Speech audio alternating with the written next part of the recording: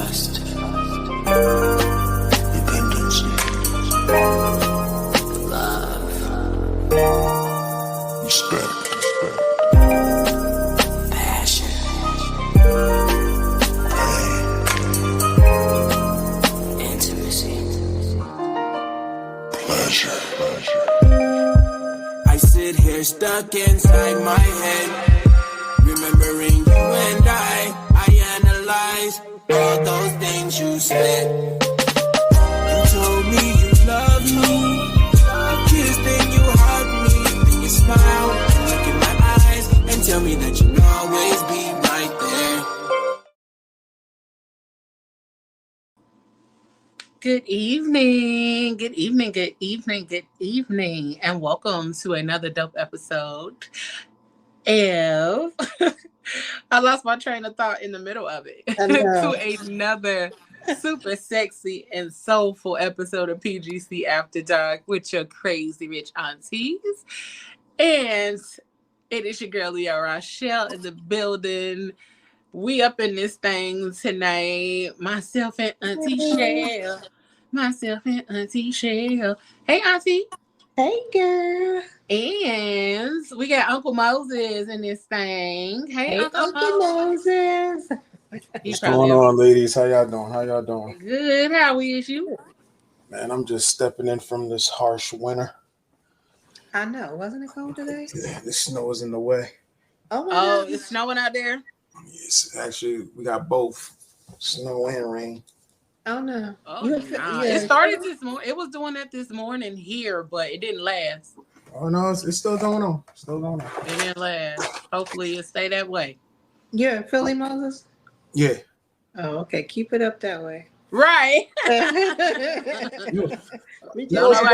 was just, Auntie Shells, I was just about to say something nice. You know what? No, I mean, you can still say something nice. It's all right. You still got time. Oh, all right. You said you still got time. Funny. So tonight we having a little bit of a spicy conversation. I think our conversations usually kind of get a little spicy, but not too much. Yeah. But tonight it's gonna be real spicy. Well, last week it was bordering spicy. No, last week it was actually really spicy. We talked about positions and all of that kind of stuff. So yeah. It was spicy. I had to just think about it. I had to reflect on it a little bit. You said you what? No. I'm a born again virgin. I don't know nothing about that. A born again virgin. You're a preemie. You're a preemie then. Boy back. I don't know nothing about nothing like that. Mm-hmm. Boy back. Yeah. So boy bye. Just story. You're sticking to it. Yep. Mm-hmm. Mm-hmm. Okay, if you say so. But tonight our conversation is the gift that keeps on giving: self-pleasure and unlearning sexual myths. Yep, we talking about this during the holiday season because guess what?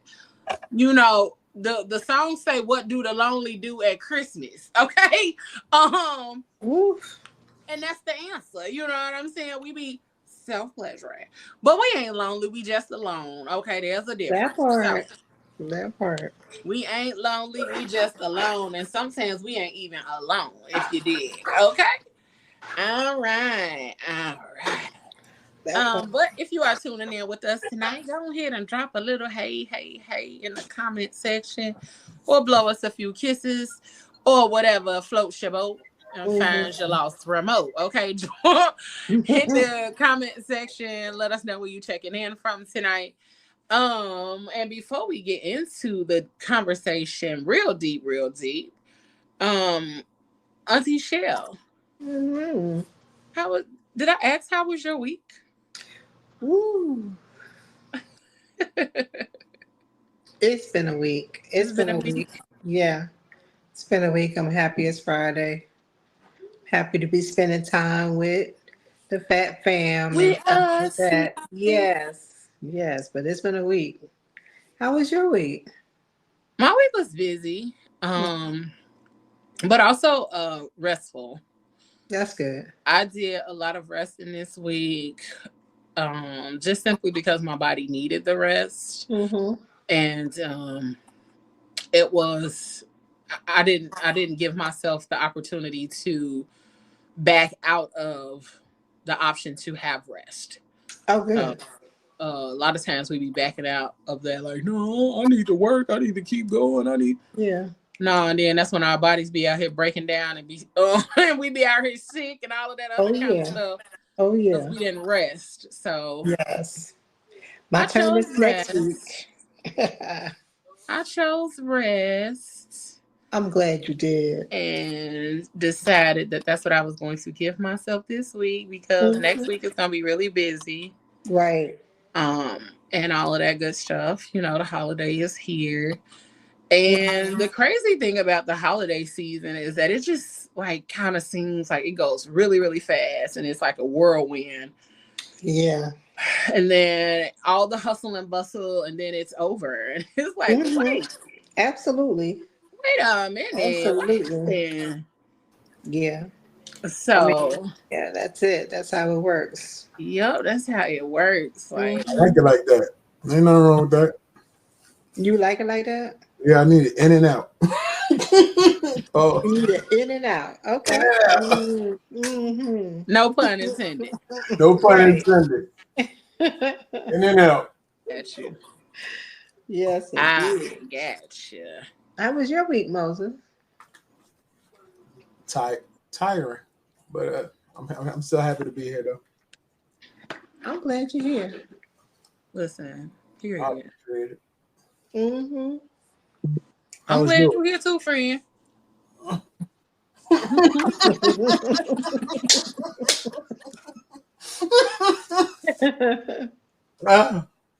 Oh man. Because I love.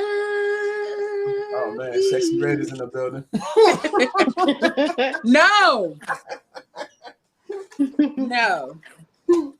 Do not got me Sexy Red. No. It was funny since Tuesday when you popped up. Everybody like, what? What's going on?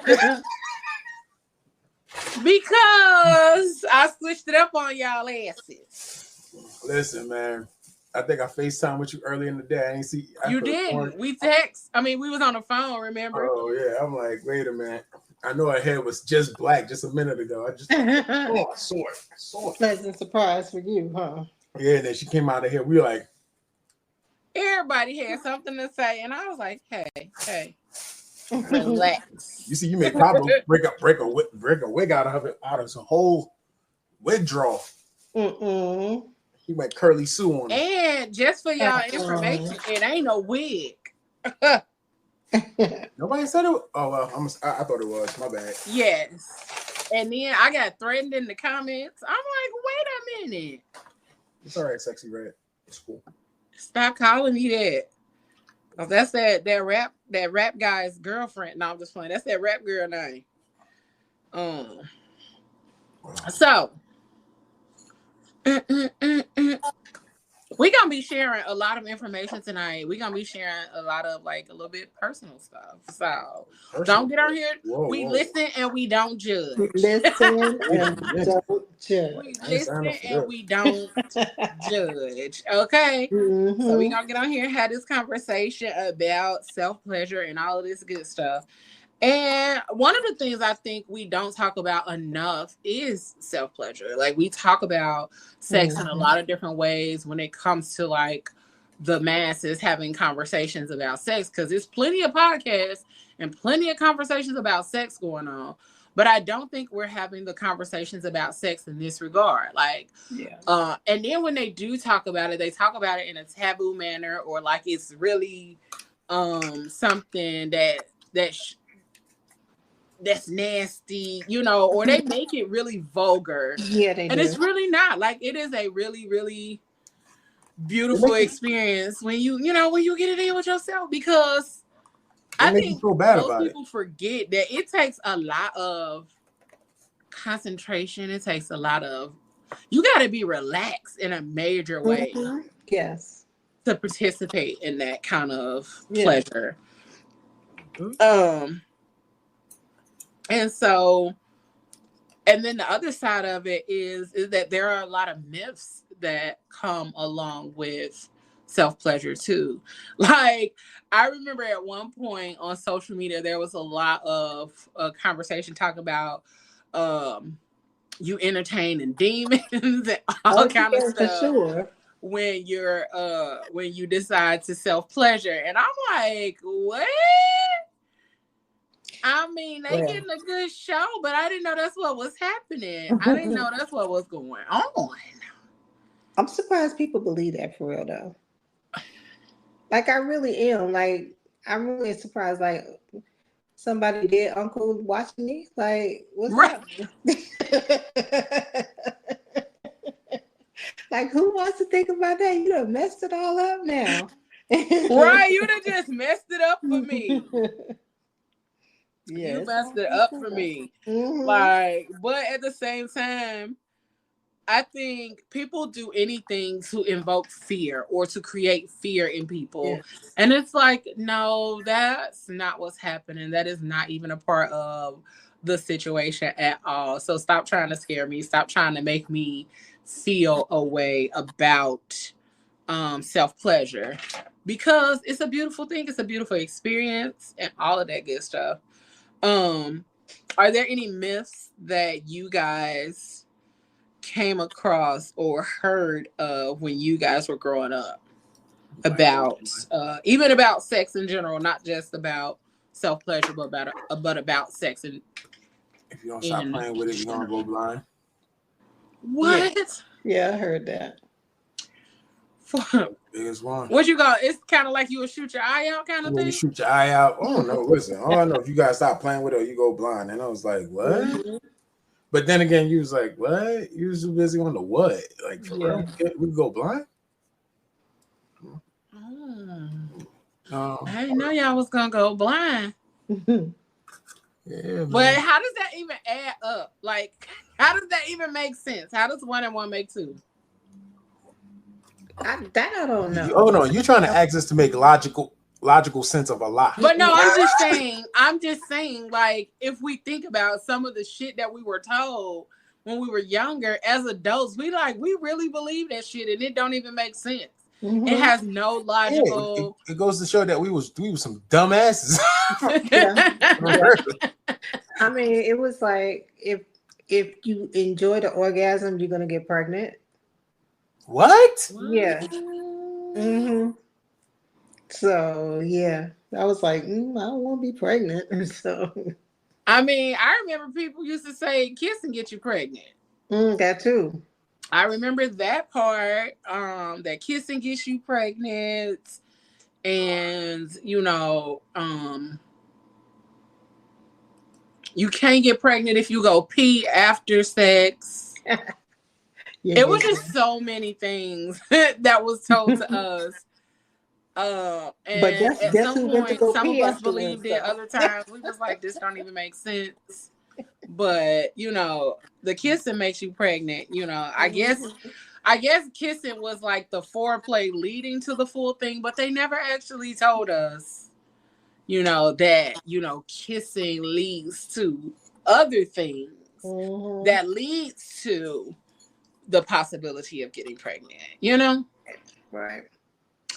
But they didn't tell us that. It was just kissing get you pregnant. Mm-hmm. And that was it. Kissing get you pregnant.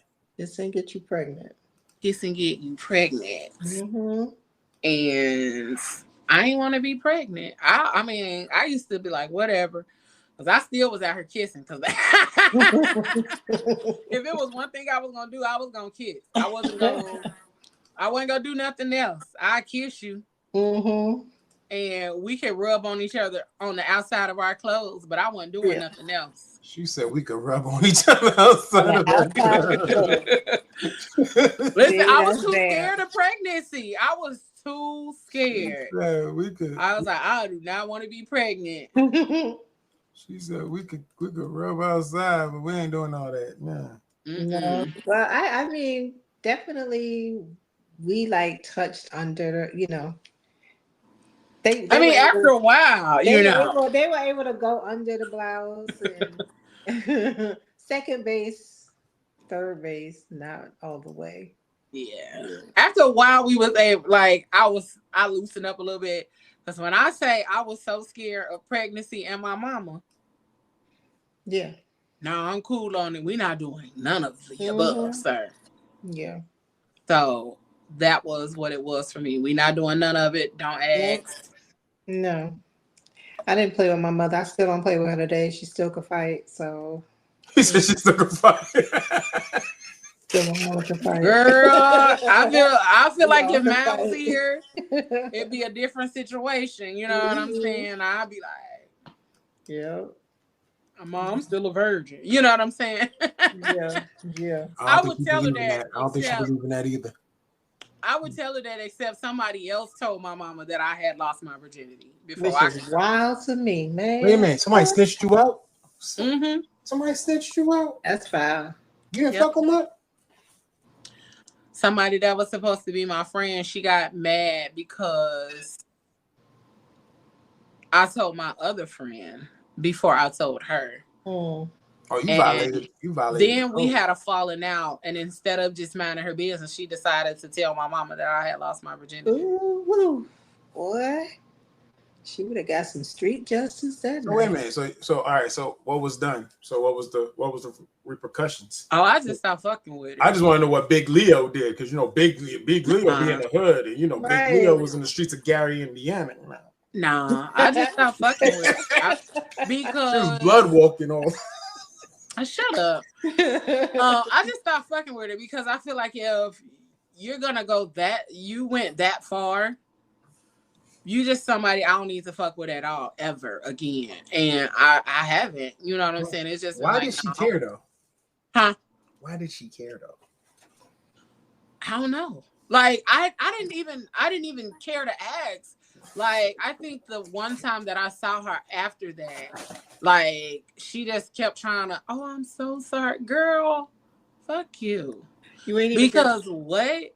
Like, you sat up here and told my mama, and I'm like, all the things I could have told your mama, the way you was out here being a whore. But because you was the friend I was out here running the streets with. Like, I was too scared to get caught doing some dumb shit or participating in actual sex back then. But like, girl, you was out here humping around. Like, people questioned me about why I was hanging with this person because, like, you sure? You sure you ain't out here humping? No, but I'm not out here humping. I want to. Oh, that's a good question too. Like, for real. Like, the people that actually snitch on the next person, they usually the ones that's doing the biggest crime. Of course, yes, of course. But hold on, that's another thing too. If you know your friend was a hoe, right? Why do you chill with her? You said what? You know she was a thotty. Why was that your main people? Why was that your people? Her coochie ain't had nothing to do with me. I'm just saying. Like, I mean, reputations follow, man. Reputation. No, I'm my own goddamn person, and that's how I always have felt. Her coochie ain't had nothing to do with me or what I was out here doing. I had another friend who was out here loose in the streets, and she got pregnant when we was in high school. That wasn't my life. I was a virgin until I graduated high school.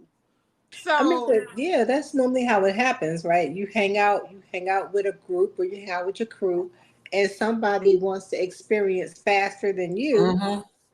So that's normally how it works out. And just like you said, they'll come back and tell you about stuff, and because they would tell me everything, and I'd be like, oh, okay. Mm-hmm. But see, the thing about it is, for me, it's like, again, it was partially fear, because I was like, oh, ain't no way my mom would, ain't no way. Mm-hmm. Hey, I'm like, ain't no way my mama about to pull up on me at nobody's house doing nothing or none of that kind of stuff. The fear. And my mama knew so many people. I was just like, nah, I'm cool on it, because I look too much like the woman to say that's not my mama. Right. And it was too many people that knew me that I didn't know. I'm like, nah, I'm cool. Like, I'll fuck with y'all. Y'all my homies or whatever. We can hang out at school and do all the things. But, you know, like I said, that coochie didn't have nothing to do with me back then. Like, shit. Oh, okay. Your friend's a hoe. And, okay, I'm proud of her. Like, I'm proud of it. I'm proud of her. It's so funny because I'm just thinking about it because that was something that we usually did run away from. Like, you know, I used to see people just be like you always knew there was always like in every group, there was always that specific title of a person. Like somebody was always the church girl. The church girl was always good with the thoughts. I never understood that. And I wasn't the church girl. It was just, I knew I wasn't about to be humping. Like, I was just that girl. I just hung out with them because I knew them. They was cool. Them was my peoples. We grew up together. And that was that. Like, but them out here being loose in the streets and all of that kind of stuff didn't really have too much to do with me. I'm like, oh, okay. But I was the friend that some of them couldn't go nowhere unless I went. Like, because what, you was the responsible one? Because they knew my mama. They knew I wasn't about to be outside on no shit. And they like, well, if she can't go, you can't go. Okay, got you. So I'm like, well, and I would go, but it would also be like, I used to be like the voice of reason. All right, girl, starting to feel a little up in here. Let's go. And I think I said it on the Tuesday show one night that right after we left, the house got raided that we were at. We were at somebody's house. We was at somebody's house that we wasn't supposed to be at. Some older dudes. We was at their house. And I'm like, all right, we need to go. Like, nah, something don't feel right. We need to go. I got out the car. I banged on the window like, bitch, put your clothes on. We got to go. And she came out. We peeled out. We left.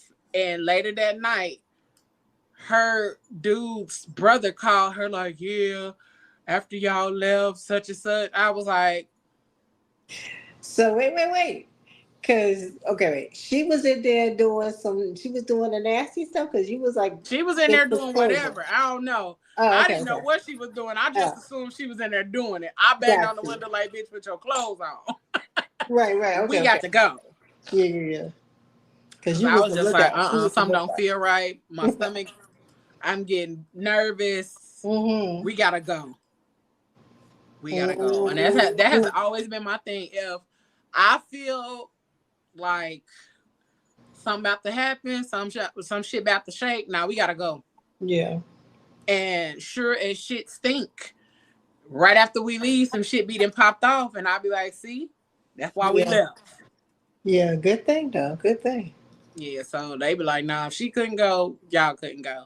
I'm not gonna lie, my friend was like that too. He was like, he had that sixth sense. Like he used to be like, yeah, we gotta go. And he didn't play that. Yo, I'm gonna stay here. Nah, we came together. We leaving together. We leave together. Right. Absolutely. That's how it goes. Yes, for sure. Absolutely. We came together. We leave together. Because if something happened to you, your mama not about to pull up on me. Like, why you leave her there? And the funny thing about it, he knew about. My mom would definitely would pull up on him too. I mean, that's the part I really miss though. Like when you run with your crew, and it's like, you know, y'all were a tight knit crew. If we came together, we leaving together. Ain't no, go ahead, girl, I'll call you in the morning type situation. Nah, buddy. We all gotta go. You know, so I do miss that atmosphere. And then, you know, even when it came back down to like hanging around like the loose girls or whatever, and I keep saying the loose girls because that's just what they were. Yeah. Hey, Jerron.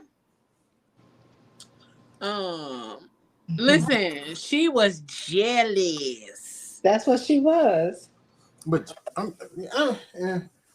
But I wasn't, and that was the other thing too. Like I wasn't even really into boys in high school like that because I was tall, I was plus size, and I was a tomboy back then because I had hips and thighs and all of that before most of my friends, and so I always was like, yeah, I don't like this. What is this?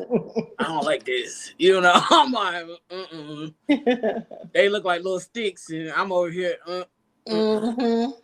And so, like, I was the girl who just was cool. I was a stereotypical plus size girl back then. I was the cool girl. I was the friend. I got along with everybody. You know what I'm saying? The characteristics that people always put on the plus size girl. Yeah. That was me, like, unintentionally. But I just was in my own little zone. Like, I was minding my business, rolled my lane, and did Yeah. exactly that. Yeah. Yeah. I feel that I was always a plus size girl, of course.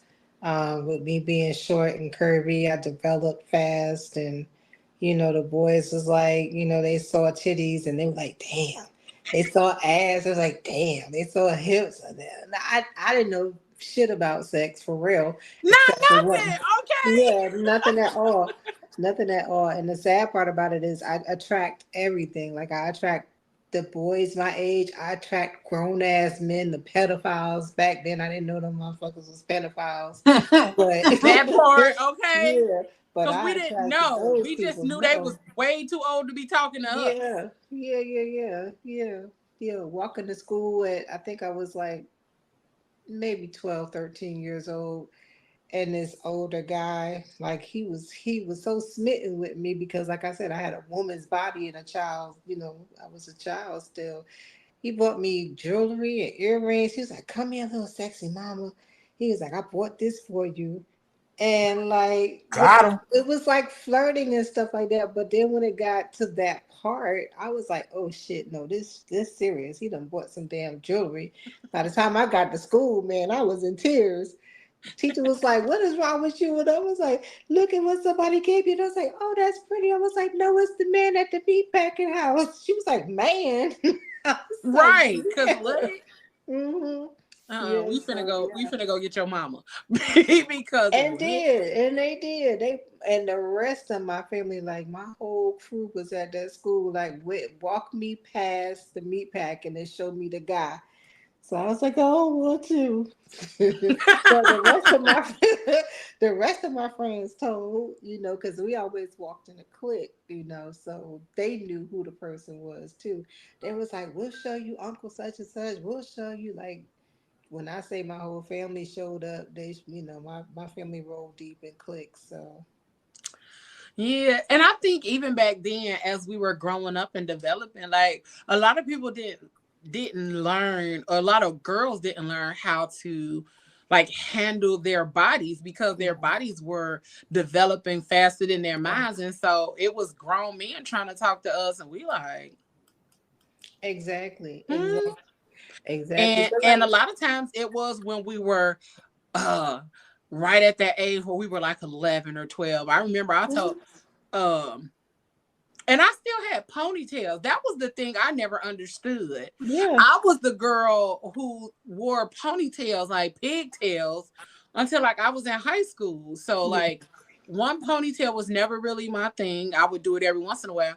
But I wore two ponytails all the time, whether they was up top or to the back or whatever.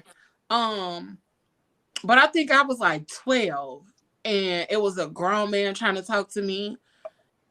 And he kept trying to tell me, you ain't got to lie about your age. I'm like, nigga, I'm 12. Exactly. That's the whole thing. I mean, And then he saw my daddy coming to pick me up. And he was like, he had this look like, oh, that is a little motherfucking girl. Mm-hmm. And I'm like, bro, you don't see this backpack? This Lisa Frank, nigga. Yeah. And so even a lot of our experiences as we grew up, when it came to like knowledge about sex, knowledge about our bodies, knowledge about like who we were or who we were becoming, was a little taboo. You don't talk about it. It's just your body. You know what I'm saying? Yeah. And I feel like a lot of parents back then was like, if we don't talk about it, then ain't nothing gonna happen. Yeah. Yeah.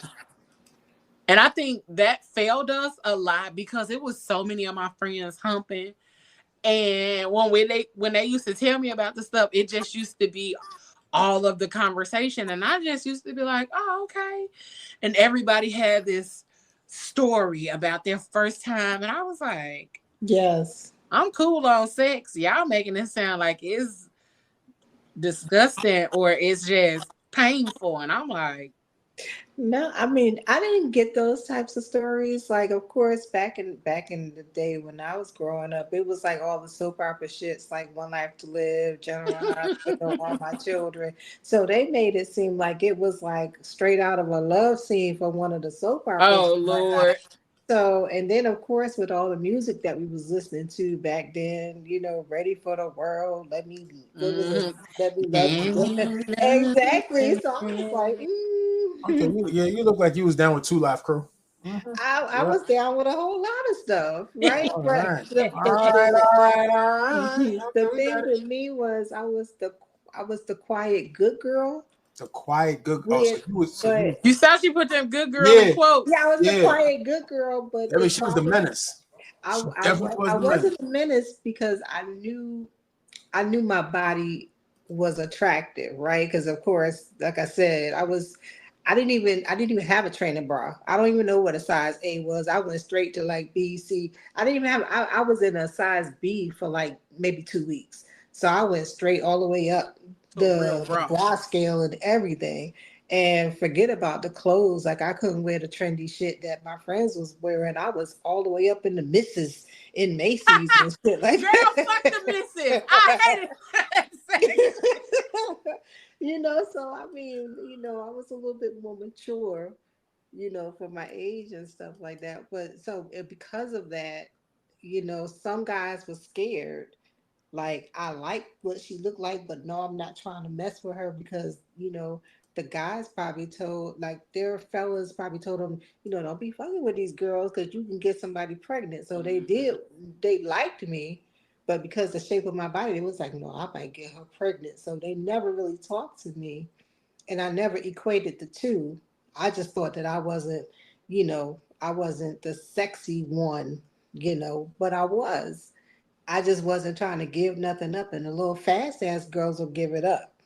You know, I don't know, but so I was a little bit flirty too, right? To get attention, I would like wear something like this with my bra, but I would take my fake ass pearl earrings and I pin them right here, so where the nipple is, you would see the little two pearls on the outside of my. So I did little flirty stuff like that, like I'm gonna get somebody's Michelle, attention. you gonna get a whooping. Right, exactly. Well, shit, I ain't do that in front of nobody that knew me. And if I had cousins, uncles everywhere, so if I saw them, I knew to take that shit off real quick. Um, but I was like, slightly promiscuous, a little bit flirty. So Moses, as like Uh-uh. as a boy, but also as a Haitian boy, like Mhm. what was your experience growing up and like learning about sex or learning about your body? Or was that something that y'all really didn't talk about? All right. In the beginning, we didn't talk about it. In the beginning, we definitely didn't talk about it. Uh, being being raised in an authentic Haitian house, you gotta find out the hard way. Hmm. I think as the progress came along, as my mother started taking classes, and she became a home health aide, and she started getting like just evolving herself as she grew as a person. That's when I think things started changing, Mhm. and we started having these conversations. But I think I was saved a little bit because I think um, finding out, like, not talking about it, then she started talking about it gradually, and we started talking about it, like, I think I was like, let me see, 17. That's when she tried to have that first conversation with me. And I'm all like, by My then, it's kind of already too late. I already saw a bunch of pornos, and I've already been humping. no, Yeah. actually, I'm gonna shut up. Oh, but I'm gonna shut up. Yeah, I've been exposed to too much already, so it's like Mhm. now you want to have this conversation. Now it's like it's very embarrassing because it's like, huh? What you talking about, mom? She like, yeah, I already know. Then she just one day she was just real bold with it, like she was aggressive. Like, God damn, she's like, I already know you're fucking. Oh no, Nana already know you I'm talking fucking. about she was gangster with it. She was like, I know fucking your P stream is too loud. I was like, my P stream is too loud. Oh wow. Yo, I'm telling you, I'm talking about she came at all of us because it was me and my cousins. We all lived together, and she was just coming at all of us at one time. Oh wow. And she was like, she was like, I know you're fucking. What's up, baby? She was like, I know you're fucking. Wow. And Mama went down the line. Yo, she went down the line. She saw. Matter of fact, she named names. And we're all like we was all shocked. Like, what are you talking about? But wait, break it down. We're kind of denying, but we don't can't know. We're kind of shocked. Why the P stream being strong would have been the indication? I guess I don't know, man. Look when she said it, it didn't make no sense to me either. I was like, what? P stream, but the point is that means your nuts drop, huh? That means your nuts didn't drop. It means you busting nuts. There you go. I think that's it. Because but I'm just saying, it's like she had too much facts, and she was like, I know I saw them sheets and that. I'm like, what? Like she was just in on everything. Like we all got it in the house. Crunchy sheets, sticky. Yeah, like and like we're just standing still, just looking stupid. Like, what is who's now? Now we're looking like who's snitching? Who told? Who told? That's crazy. And it was just a lot. And then she was like, look, I don't care if y'all. She was like, I'm not gonna say I don't care. I care, but I need you guys to be safe. And then that's when then it got real. She calmed down and the conversation got real. And I was like, what the fuck? Wow. Interesting. Yeah, the conversation was so like I can remember like I actually she said that story to me the other day. She's like, remember when I first told you about sex? I was like, man, listen. We're not gonna have this conversation now, right? It was kind of traumatizing. It was a little traumatizing, but at the end, I got the point. And she wasn't the mother that's gonna tell you go have sex, but she came to the point where she was just dropping condoms off in the most random places. Wow. Like, why we got condoms on the kitchen table? Not on the kitchen table. Yo, my mom, like she knew we was gonna grab it. But here's the thing: she'll drop it off like on a Friday night if she know we're going out. Like just in Saturday, case. Like she knew what we was doing. Let's just say that. Yeah. Like it wasn't there like Monday morning condoms on the table. No, it was like Friday night condoms on the table. Like, okay. That's so funny. Yeah. That was weird. So, what was your experience growing up and learning about sex? Like as a boy, because me and Michelle talked about our experiences growing up as girls and how like all of those kind of things transpired. So as a boy, like growing up and like learning about sex and learning about like how to get girls pregnant and all of that kind of stuff, like what was your experience? Okay. You gotta take a sip first. All right. Well, for me, it was a little different because I had older brothers, much older brothers. So you lucky. I had two older brothers that are 12 and 11 years older. So by the time they graduated high school early. So by the time they were seniors in high school, I was about maybe 5. So I was talking about this the other day because we were talking about Halle Berry, but the first time I seen Purple Rain, I was 6, 7. and that's when I seen seen Apollonia and seen them tits and all that. So that was good old Apollonia. That was a shock. And then the other movie I can remember is Debbie Allen, Fine Ass, and JoJo Dancer. So again, I seen a lot of shit as a young kid. And but one thing I do respect on my mom's side was because she she had my brothers, my two older brothers, she had them young. She had that at 17 and 18. And the way she taught me and my brother was the different from the way, as y'all was talking about old school, was don't come in here with no baby type shit.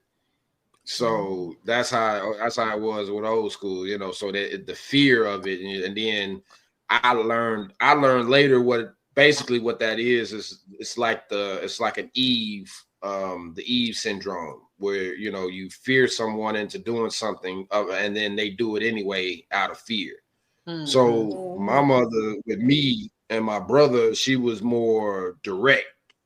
I know y'all gonna be fucking with these little, because we was both athletes and whatever. So I know you're gonna be messing with these little fast tail girls, and so she broke the game down, to us. So it wasn't no, I mean, and I ain't gonna lie, I was doing stuff in high school, just a little something. But anyway, that's that. But still, she wasn't. I wasn't. It wasn't a fear thing. It was just like, you got plans and stuff like that. So, having a baby will make that difficult. So, even though I was still doing and I guess it wasn't in the plans because I still ain't got no kids. But so it was just the fact that, but I prefer to be direct, especially as I see nowadays, these kids can't handle, the lie in the background, to protect them. They want to know everything out all out front. So, we want to get smacked in the face with the truth. So you gotta smack these kids with reality, So, but with me, I was out there. I was open to everything, and I wouldn't say everything, but because I had a girlfriend, but I only had one girlfriend basically in high school, but. I heard y'all earlier when y'all was talking about the fast girls and stuff. Everybody was fast back then. I ain't gonna lie. It just depends. And that's what I was about to say. Why was it the girls always labeled fast, and then the dudes? Yeah. What was y'all? Y'all was mannish. Mannish, yeah. Yeah, we're mannish. Yes, I definitely got Yeah, I was definitely a managed boy. So, but yeah, I prefer the open, tell your truth, and you make your own decision. Except for the fear part. How again, the old school way was don't come in here with no baby, and what I didn't understand at the time, and I talked to my mother about it later, but all that and then especially now that I'm older, I understand everybody was fucking. So, back then having babies and being young and being fast, it was a thing to shame, but at the same time it wasn't. The only shame back then came was if you wasn't married, and so that's what it was. But now it's just, it's everything, ain't no shame in nothing, everybody none at all. Like there is no shame in nothing. Yeah, nothing. And I think that is the worst thing. Like, why can we bring back shame? Can we bring back shame? And I think I was saying that last night. Like, can we bring back shame, and can we bring back taking shit to the grave? Because it's some shit that I've done in this life that, I mean, you can waterboard the fuck out of me and still wouldn't get it out of me. Like, because what? Yeah, why would I tell myself like that? Right. And ain't none of that going on. One of the only other people that know, she not here no more. Exactly. Yeah, I mean, I was gonna say, ain't none of that taking it to the grave no more, because everybody want to let everything be known and this, that, and the third. Yeah. And it's okay. We ain't doing that. Yeah, you're right. It's like everybody want to, as they say, I want to tell my truth, and it's like, when does my truth become the truth? It's like, what the fuck? But they want to tell their story and feel like they getting their ears off and whatever, and that's just I don't know about this shame stuff, because I feel like it is not just the shame, it's that what you're doing is bogus, regardless of and a lot of times we we know what we doing, you know, but fuck it, I'm gonna do it. But then just like you said, I'm gonna take this to the grave. Only Jesus is gonna know about this. So and my mama, nobody. I'm taking this to whoever I did it with. And it used to whoever I did it with, if they tell, that's on them. I don't know what they talking about. Exactly. For me, I'm covering my ass. Listen, that's it. So listen. Cause I remember some shit was trying to at one point some shit was trying to come out about some stuff I did, and I was like, "Ooh, not me. I wasn't even there. Like, you know." And they kept trying to say, "Yeah, you." And I heard you, and I heard you. You heard from who that I did what, when, and when? That's right. I was at a family bar. Lady. Hey, I'm a kid to these new kids, because these new kids, if it ain't no video, they don't believe it. It can be in a book, it can be in anywhere but a video. If it ain't no video, they don't believe it. So I'm like, okay, cool. You ain't got no video. It didn't happen then. All right, cool. It did not happen. It didn't happen. Right. Did somebody record it? Exactly. It did not happen. Didn't happen. It did not happen. No video. Do they have proof? Do they have proof of a conversation? Right. To be honest, this is how these new kids be getting in trouble, because they be trying to put everything on Instagram. Everybody trying to go live, doing a crime too. I know. They be like, you snitched. You did, dummy. You snitched on yourself. Exactly. Right. You posted it like you posted it. It was some kids doing something, and they was posting it on TikTok, and their teacher saw it. The principal saw it, and I was like, "That's what y'all get. TikTok is public. Everybody can see it. Yeah. Like that's why they have a For You page. That's why they say the smarter technology get, the dumbest humor get. Mm-hmm. Cause it's like y'all really. There's no way I would be doing that shit. I'd be like, hold on. When cell phones first came out in the late 90s, really the early 90s, but accessible in the late 90s, early 2000s, they were basically just for emergency calls. That's it. I'm not, you reach me at emergency times, or if it's really emergency, if not, you catch me at the house. Now you can't do nothing without your phone. You can't, your phone is everything. But then not only that, these kids, they've grown up with with this technology that they don't know anything different. So they feel like it's, it's a part of them. So to be so, I don't want to just say stupid, but that is what to be so, I don't even can use another word, but to be that stupid to do a crime and then have your phone with you and record it, or just knowing that your phone is a GPS. I don't know how it just be like, that stuff baffles me. Yeah, they don't even put that together. Right. No, but they seriously be in jail trying to argue who snitched though. Who snitched? Mm-hmm. Dummy, you did. They told on themselves. Like you told on yourself. Right. But just like you said, they don't even realize that their phone is a tracking thing, because almost every app tracks about your location. Yes, they do. They do, and like you really don't even pay attention to it, especially us with iPhones. You could scroll all the way down to the privacy, and it will tell you your last 25 destinations that you were at. So if somebody wanted to really find you, all they got to do is look at your phone.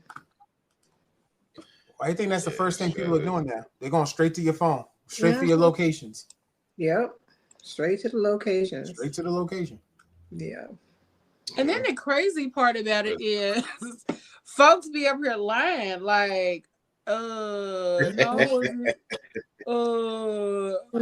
And then the other part is that a lot of us share locations with somebody else. So even if they can't get it in our phone, if we shared it with somebody, they can get it in somebody else's phone. Yeah. Right.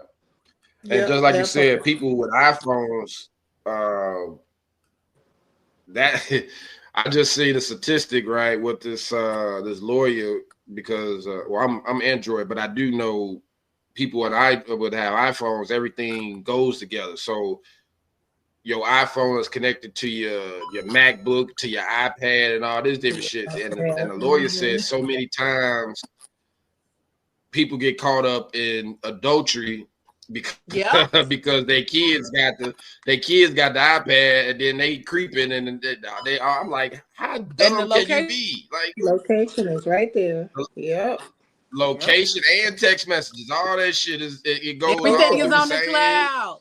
Somebody I know got caught Yeah, up that everything. way. Yes. That's Because everything great. is on the cloud, baby. But you know what? That's the other thing, right? Because with everybody wanting to record stuff, even today with dating, it's like, oh, send me a sexy picture, right? So that wasn't back in the day. You couldn't do that shit at all. There's Man. no send me no sexy picture, and God forbid make me a sexy video. Like you really had to set up a whole situation in order to record yourself back then. But now it's so freaking easy. It's It's easy still for some. hard. It's not hard. It's It's not. It's the still diff- the hard. di- Don't let Michelle the get on the difference line. It's still hard. It's not hard. the di- It's not the hard. difference is now compared to back in the day again is like the only time you would get a sexy pic if a nigga was in jail or some shit. And then That part. then that's the time they was sent right. They was sent jail. But Right. now, just like she said, I mean, your phone is in your hand. Is your phone is a video recorder, it's a camcorder, it's Mhm. all that in one. So it's much easier to do, to access and to do those things now. So Yeah. yes, it's Yes. 'cause you couldn't do it with a what was them flash cameras back in the 90s. Not at all. Not at all. Listen. Not at all. Couldn't do none of that. You had to get what was that? The No. Polaroids. That's about the only thing you That's could right. Sexy do. Polaroids was a Sexy thing. Polaroid. Yes. Right. The sexy Polaroids. So, Right. okay, we talked about like growing up, learning about sex, some of the myths that we learned when it came to sex. But what was the conversation when it came to self-pleasure? Because I know if we was barely having conversations about sex, we were barely having conversations about self-pleasure. So what did that look like for y'all? No, I didn't talk about self-pleasure. If I did it, nobody knew I did that shit. That was me, my business. I didn't tell nobody. I didn't tell nobody what I was doing or anything like that. There was no girl talk about that either. It's like if we did it, we did it. Um, and I started doing it. So I started doing it because there was already peer pressure about having sex, but I wasn't ready to have sex. Mm-hmm. So I was like, and we were still talking about the anatomy part of it too. Like, where are the pleasure zones down there? Like, what are we touching? What are we, what do they have to touch in order for us to feel good? So we did have that conversation, but we didn't have the conversation of, oh, let me figure this out. Let me self-pleasure myself. So that was still a conversation we didn't share. So yeah, it happened like that. But they had like the Right On magazines back then that had the little that had the little sexy part. So that's how you kind of knew. You read that Not shit. the magazines was teaching, but I was gonna say too. That's how I learned about self pleasure was because I had older brothers, and if they watching, stop watching. But but so having older brothers, they would order books and have all of this stuff. My brothers were grown when I'm like, and I'm like, oh, okay. So I would find their Mhm. books, and I would go like in the basement and be reading the books, and like when wasn't nobody home, I would read the books, and it would be like pleasure books or Yeah. stuff about like sex and in general. And so I would read their books and be learning shit, and I was like, is this what they be talking about? Mhm. So I would be fully engulfed in learning through reading the books and stuff, but I was still too scared to do it because doing it led to pregnancy, and I was scared of being pregnant. That's I right. was, and it wasn't even so much being scared of being pregnant. I was scared of being a statistic. I was like, I'm not gonna be another black girl in high school pregnant and this and this and this and that. And I was like, not me, not me. And that was my thing. And so, even as I got older, like that was never a conversation. Right. Like self-pleasure was never a conversation.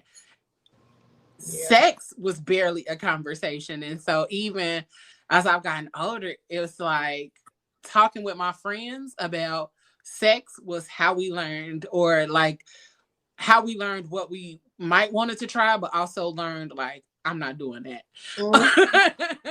But I think having the knowledge base and then just kind of reading really is what helped me to gain an understanding of like sex and self-pleasure at the same time. Yeah. But then also like exploration was like, oh, I don't know if I'm supposed to feel that, but it would be like, that felt all right, but I don't know what that feeling is, or all of those kind of things. And so it was just different. It was just a different upbringing and understanding of what sexual self-pleasure was and what it meant, because it was, you weren't supposed to be thinking about sex. You're supposed to be worried about school and all of these other things. But your body composition is 90% hormones when you are a teenager. So no, help me to understand what my body is doing, what's going on with my body, what am I feeling, what's all of this going on. And a lot of people didn't do that. A lot of people didn't have that understanding or upbringing when it came to self-pleasure. Right. It was insane. Right. That's what, like Moses said, being a boy, it was stop playing with it or you'll go blind. Like, wait, what? Yes. And that was never a conversation. And I don't even think having conversations with my friends, even up until being this age, I don't think that many of us have that conversation about self-pleasure. And I think the most I've had conversation about it has been with the aunties. You know what I'm saying? Just really tapping in and having those conversations. What you say, Moses? It's still a taboo conversation. Right? It's still something that you can't bring to the forefront. Like, not a lot of, first thing first, no dude is gonna be like, yo, man, I bust a crazy butt last night.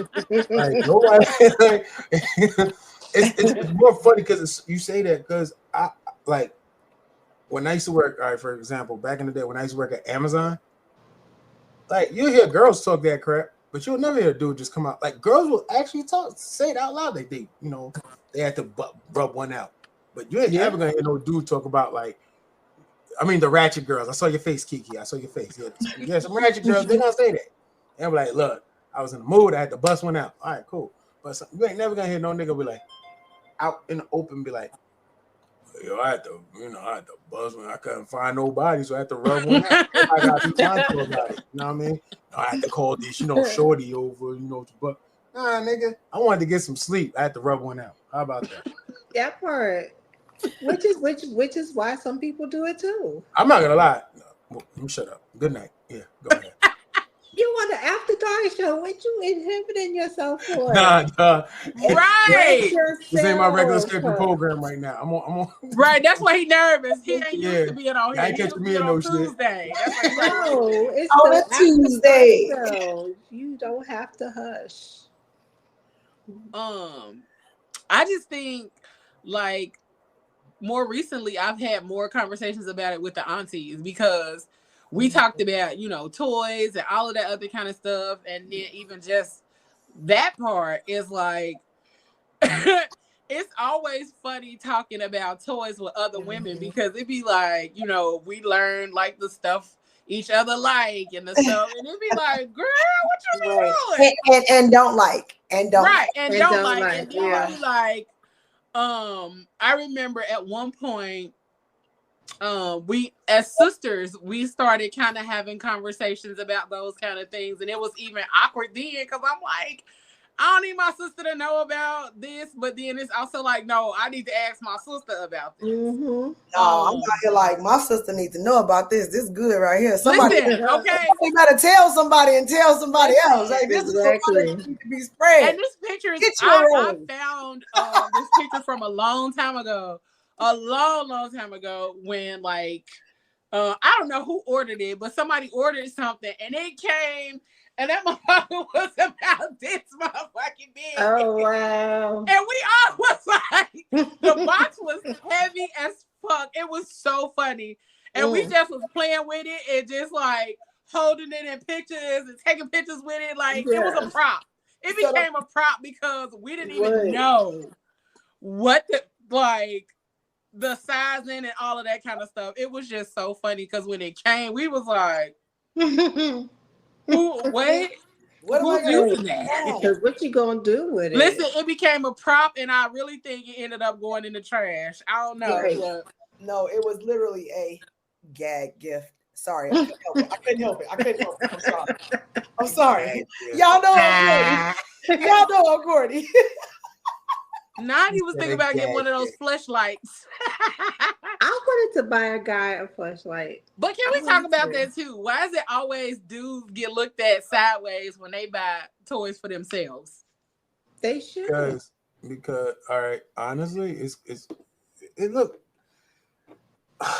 It's all that, like I said, it's more taboo talk. It's basically, you know, the guys that are buying toys for themselves are usually homosexuals and stuff like that. So I'm sorry. It goes that far. Like, you know, That is so. I'm not saying it's true, but that's how it's looked at. I don't agree with that. I'm not expecting you to, but I don't agree with that. I'm just saying, like, from what I hear from I'm a woman, and I probably know more about men and their sexual. No, men they not gay because they have. Nobody's saying they are, but I'm just saying, like, okay, look, I'm not saying no. I'm just saying that's what other like you're never gonna find. Like I said, you're never gonna find a group of men that's gonna be like this. I just said it. You're never gonna find a group of men talking about. I had to rub one out last night. I mean, I get it, but like, just because a guy has sex toys doesn't mean that he's gay. Like, I'm not saying that they are either. I'm just saying that's how it's looked at. Because there's always for black men is different. Yes, that's how it's for black men. We don't talk about it. I must know some geeky ass niggas then, because I'm sorry. Because it's always that's what I'm saying. Black men don't talk about it. Go ahead. Yeah, black men don't necessarily talk about it, but they do that shit. Like it's like an inside joke type shit. Like I would just say it like this, right? Like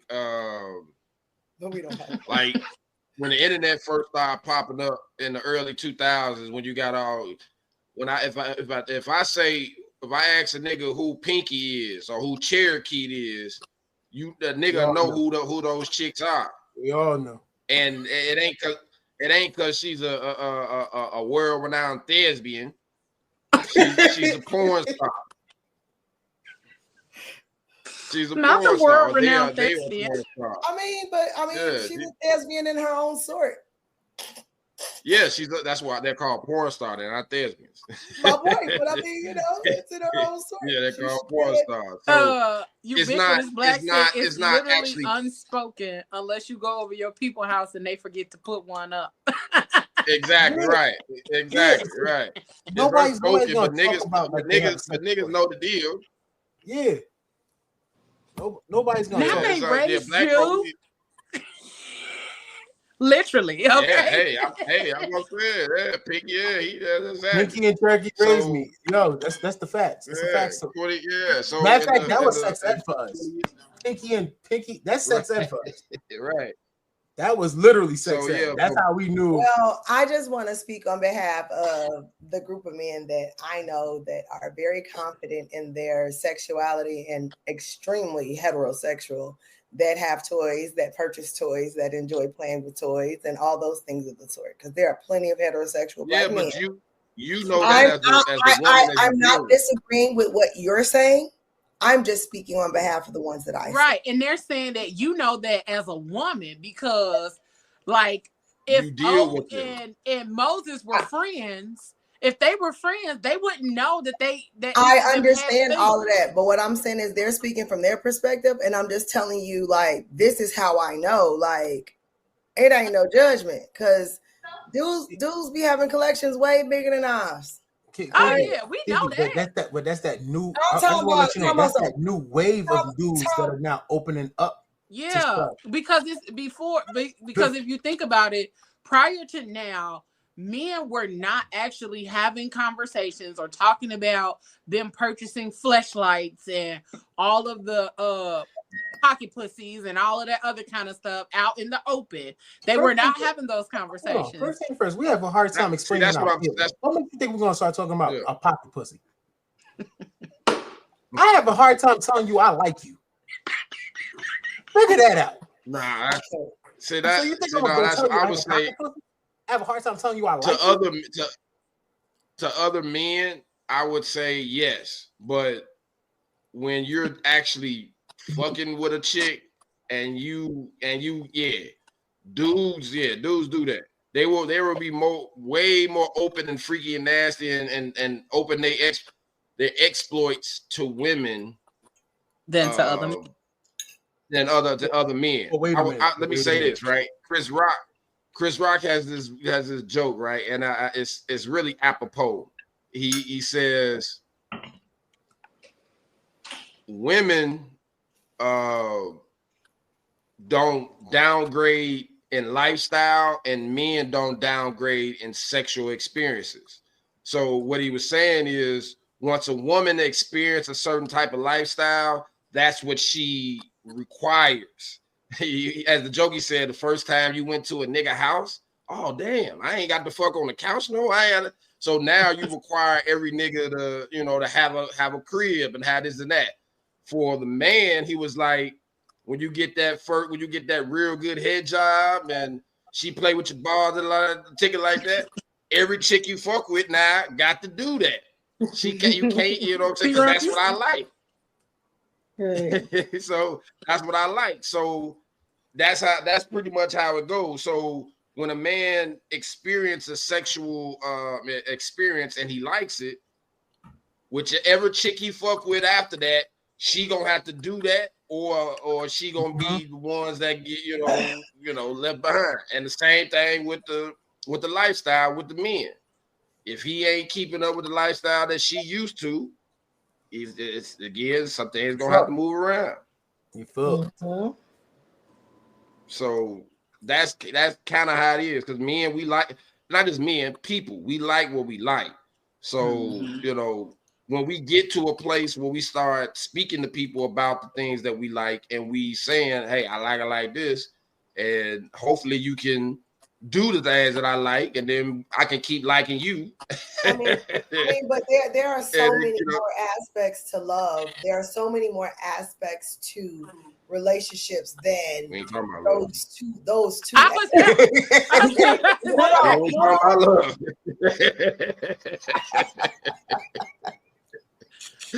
I'm about to say we on basic level. We talking about what I'm saying is you say women don't compromise when it come to lifestyle. Men don't compromise when it come to sex. It's just like, no, sometimes I didn't use that. I didn't use those words. You did not say compromise. You said settle. I did. Okay. Did you what did you get at?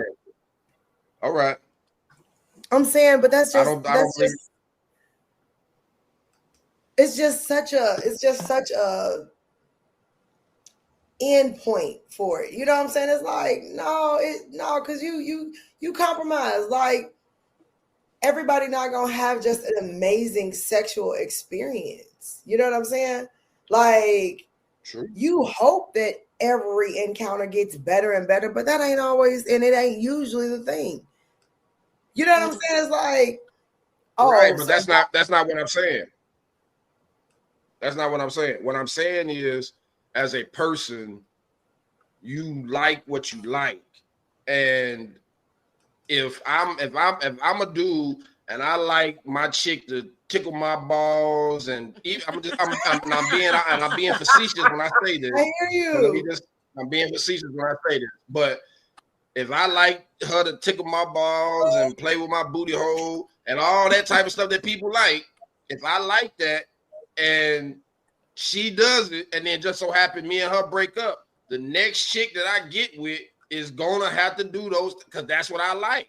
Because that's what he liked. Yeah. That's what and the same thing with women. When women experience certain lifestyle, that's what they like. And sometimes there's a disconnect if you don't have that experience. You be like, you still be looking. It's like when people get high for the first time. You get high for the first time, and then after that, you chasing that first high all the time. You know, because it was such an over-the-top experience, and it was such an amazing experience. You like, oh my God, is this what it was like? And then after that, if you don't continue to experience that level of high or that kind of high, then you still chasing it, even though you might like, oh, I'm really in love with this person. Yeah, you might be really in love with them, but they don't tickle your booty hole like old dude used to. Exactly. Or he don't write you sweet love notes like he used to, or like the other dude. So you gonna pass on or him? he doesn't do these things so like you the gonna other pass dude on him? used to. So that's my question. You gonna pass on him because he don't? No, nobody's saying that. We're just saying that you like what you like, and sometimes you said they're going to have to in every person, but they're going to still like it. Yeah, like you eventually, you might not get that from every person, but you still like it. Right. It doesn't eventually, if I express your enjoyment of that thing because this person can't do it.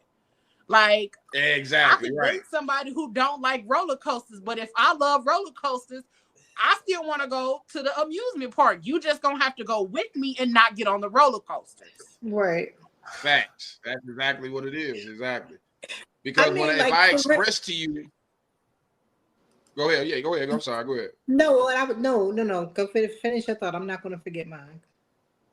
Okay, so yeah, I was just gonna say if I express to you something I like and I'm liking you and you're not say willing to do it or even thought to do it, just like she said, if I like, which me, I like roller coasters, but a lot of people go, okay, well then shit, just ride with me and you can hold my phone and stuff while I go, and hold my stuff, I go, and that's a compromise in the sense of I may not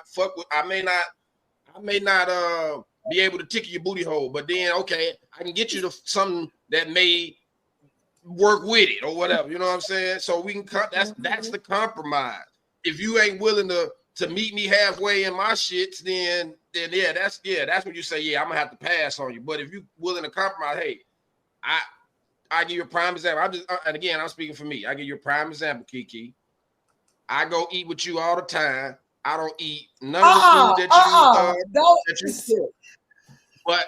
But I sit and eat with you, don't I? I don't like none of the food that you cook. Eat is such a big word. You explore it potentially for a half a millisecond on your palate and you swallow it. You don't really eat. You would just taste to shut me up. That was one time, but at least so again, that's a compromise. Listen, thank you. That's a compromise.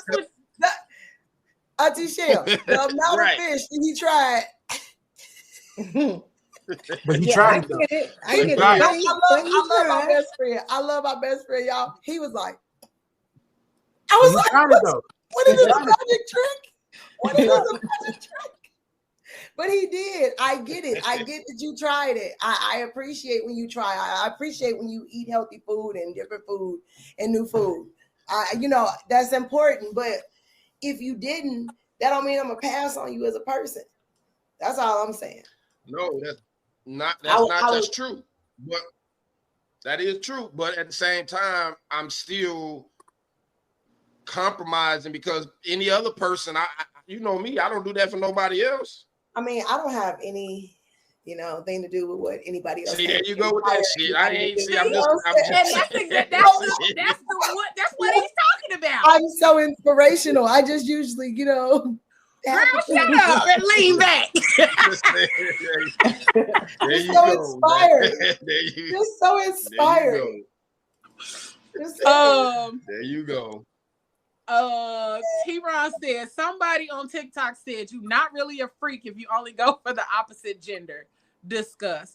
Well, baby, I'm a Shell, go to your thing and then we'll come back to that. What was you gonna say? No, the only thing I was gonna resonate with the fact that if I know I'm a person that likes head and the person I'm dealing with doesn't want to do that, that ain't going to fly with me for too much longer. Like the relationship is not going to last. Now, to the point, if he tried it for a little bit and then replaced it with a toy, okay, I may say, okay, well, he compromised a little bit so long as he get me to the climax. But if you never going to go down there and give me head, that ain't going to work. It's not going to work. Yeah. It's not going to work. Sure. And yes, I'm going to pass this. Because it ain't nothing. I get it, but like I did see a guy before that just wasn't good. Like he just wasn't good at it. And I was just like, he's just so good at so many other things. I'll just focus on the good, but that ain't one of them. I'm like, bro, just forget it. And where's this guy? Is this guy still in your life today? You already know. Okay, that's the point that's being made. That's it. That's the point that's being made. That wasn't the point. The point was very animated about kicking. That's not what disqualified him, because that's not what qualified him either.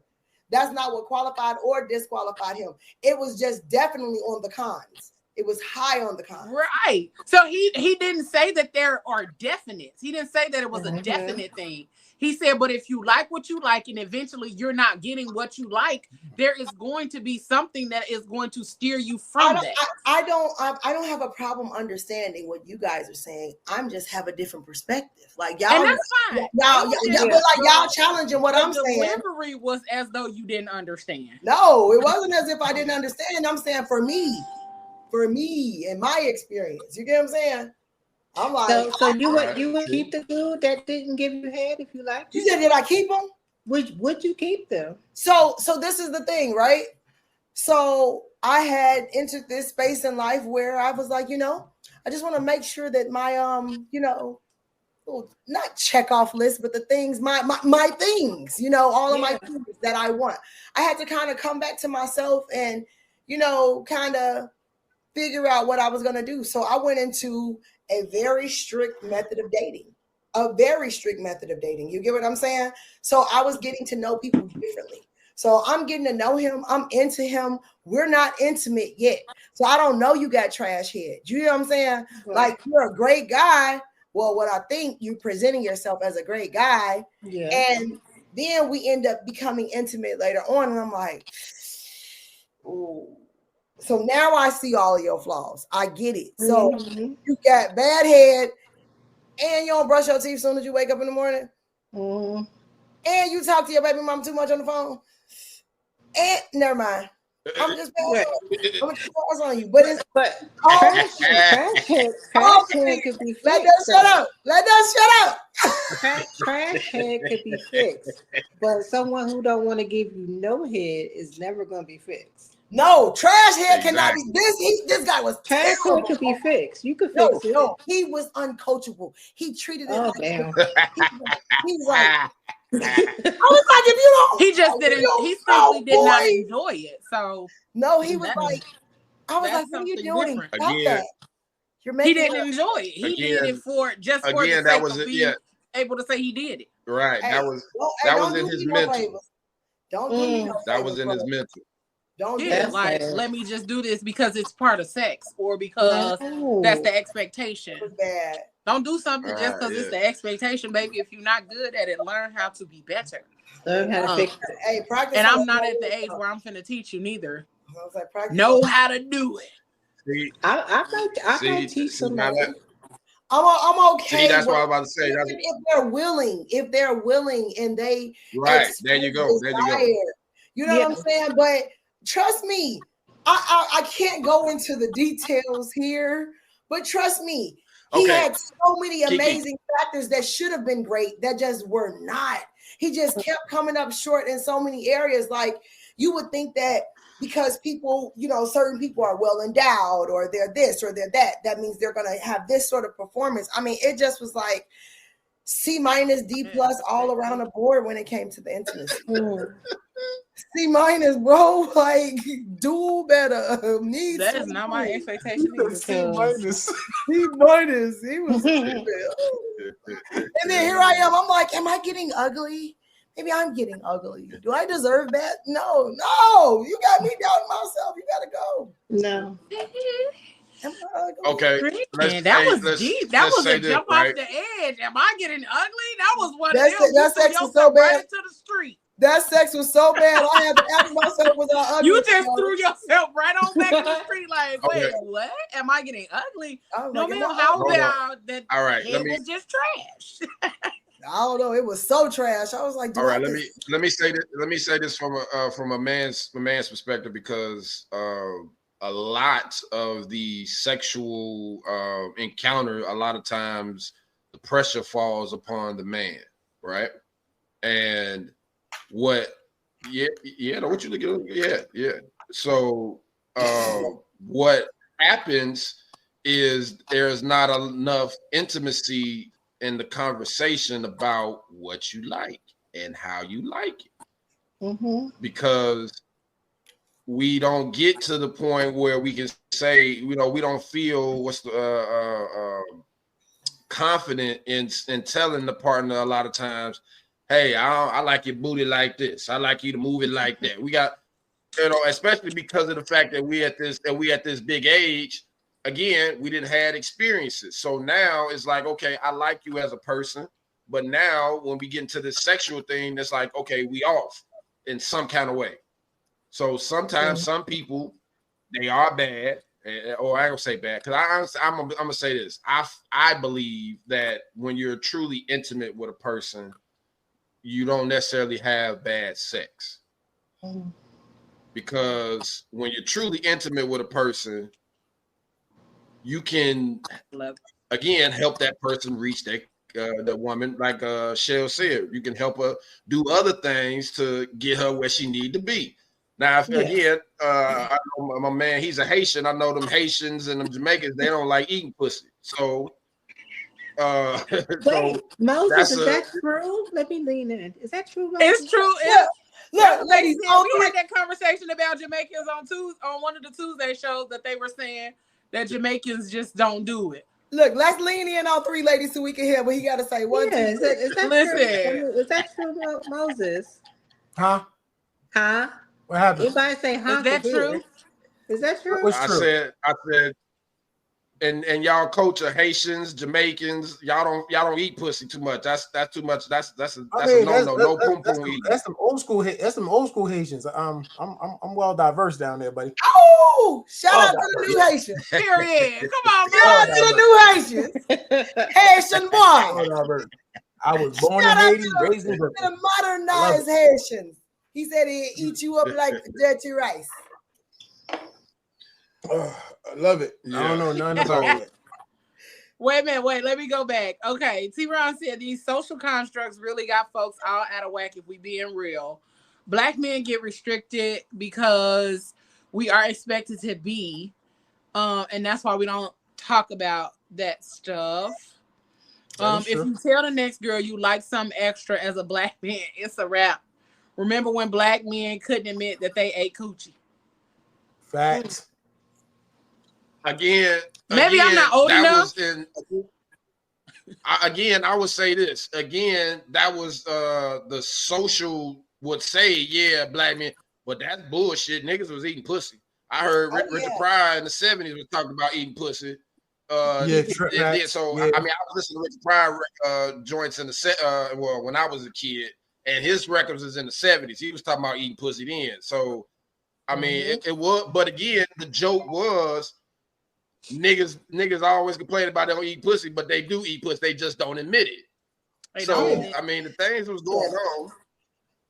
Because they just wouldn't talk about it. And they be eating pussy. And there's a lot of them that say, you know what I'm saying?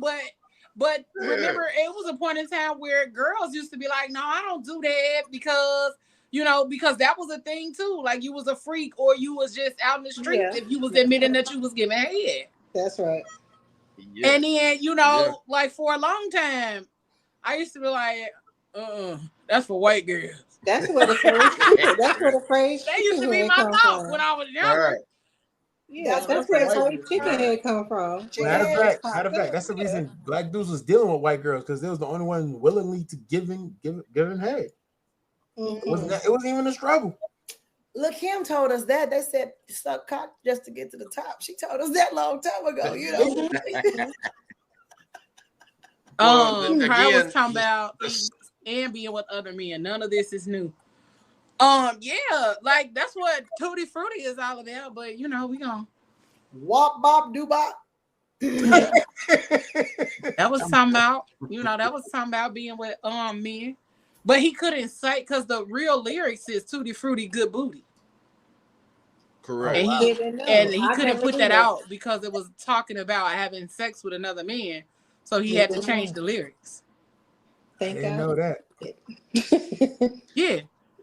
I didn't know that's what the lyrics was, but I'm glad he changed the lyrics. The lyrics was Tutti Frutti, good booty. Good booty. Tutti Frutti. Yeah, Richard is the OG rock and roller. A wop bop, bop, a wop bam boom. He was talking about. Yeah, I mean the music was in the black community up until recently. In the black community, those things were quote unquote taboo, but those things were going on. All the shits was happening. It's just that we didn't talk about those things. Basically, again, because demonized sexuality. What'd you say? We were taught to demonize sexuality. We were taught that. Correct. That's what I was about.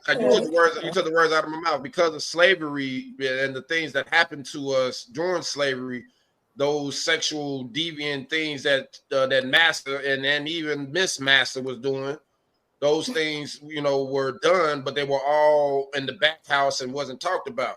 So when black folks, when we got freedom and shit like that, we didn't stop fucking. We didn't stop. Men wasn't cheating on their wives or having multiple wives and on sides at the time. Those things didn't stop. It's just, again, we just didn't discuss them. As they said, what's understood don't need to be said. Don't need to be said. And those things was already understood. But I also think, like, even when it comes to the conversation of discussing self-pleasure, when we're discussing men, again, like we talked about the toys and all of that kind of stuff. Mm-hmm. And if you look across social media, the consensus is that men will talk about women's choice. They will have discussions about the roses and all of those kind of things and all of that about what women are buying, what women are doing. But if we were to have a conversation that asks men, what's your favorite toy? It would probably be crickets because of the expectation that men, one, aren't supposed to be buying toys because it's coochie everywhere. One. And women are supposed to be pure. Women are supposed to be pure, and that's why it's okay for women to have toys because they're supposed to pleasure themselves because you ain't supposed to be out here running around with any and everybody. Yeah, you ain't supposed to be running around with every Tom, Dick, and Harry. And so men ain't supposed to pleasure. Men shouldn't be pleasuring themselves because it's coochie everywhere. But then women can because they shouldn't be out here running around. But the math don't be mathing. The math do not math on that, okay? Because if men can go get coochie from anywhere, that just means they sleeping with somebody. I think like I said, niggas, it's different for niggas. It's different for niggas. But if you have, me, I played baseball and I've been around a lot of white boys in my day, so I know white boys is different. So yeah, if you ever been to school or been with and now that not only does they eat pussy, the way they talk about it, the way they talk about jacking off, where they talk about dick, where they talk about, you know, that's kind of a white. We don't. Even the way that they are able to talk about even the way they're able to talk about their possible, like, not their attraction to somebody else, but the way they're able to talk about another man being handsome or being, being an attractive man. Like, white boys can easily talk about that and not be seen as gay. They can have those conversations. Oh, I think such and such is white boys a are very able nice to make looking dick man. jokes. White boys, that's the difference. White boys able to make dick jokes. Black dudes don't make dick jokes. Niggas That's play their culture. That's a real fact. That's their culture.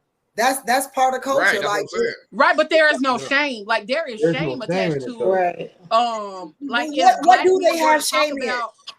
You said what? What do white men have shame in? I'm just saying that's the difference. That they don't have shame when it comes to those kind of things. Right. And they weren't taught to have shame. Black men were taught to have shame when it comes to those kind of things, because you're not supposed to be talking about it no way.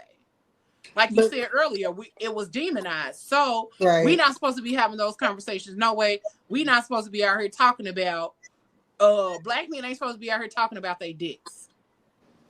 Yeah. So now that we've moved from 1902 to 2024, that is. And even still, black men can't say nothing about their penises without looking at, or somebody looking at them like, "Oh, why are you even talking about that?" Yeah, they'll follow it with no homo.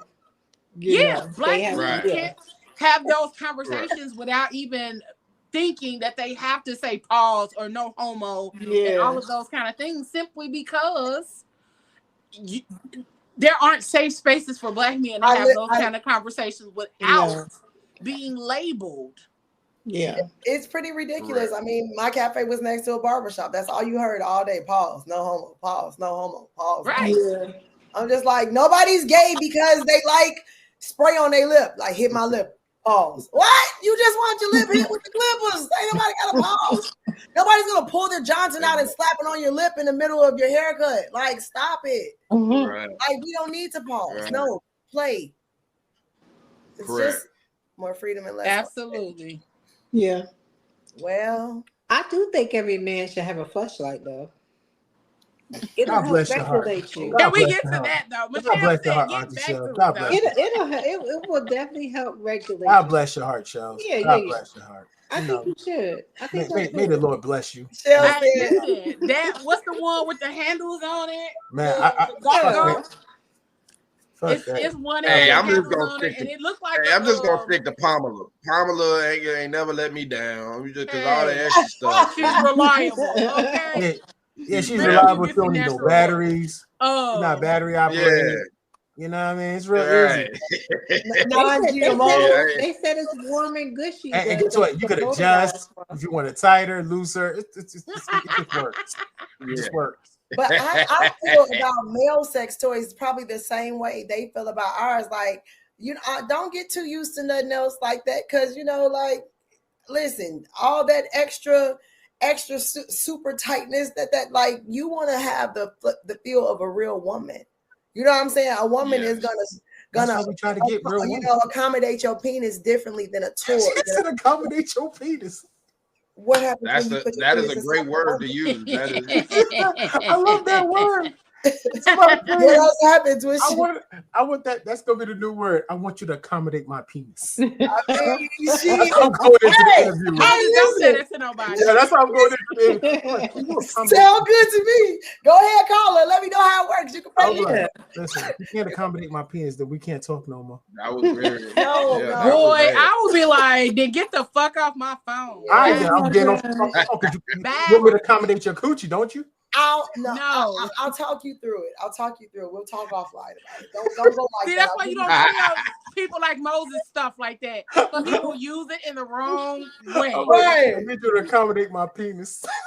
Matter of fact, that should be a shirt. He over there tickled. He is so tickled. He is so tickled. Moses, cut the camera on. Cut the camera on. He is so tickled. So tickled. That's why you don't say stuff like that around Moses. He's childish. As a man, I'm about to make if I hear a woman say, I ain't gonna lie, that word was very titillating to me. Like, oh, you're gonna accommodate my penis. Yes, I accommodate my penis. Mhm. Not When a woman's Wow. body is accommodating a penis, just like that toy accommodates your penis. No, Right. no. Correct, Don't mess it yes. up. Don't mess it up by saying that phrase. You had it right the first time. Accommodate. Yeah, but that right.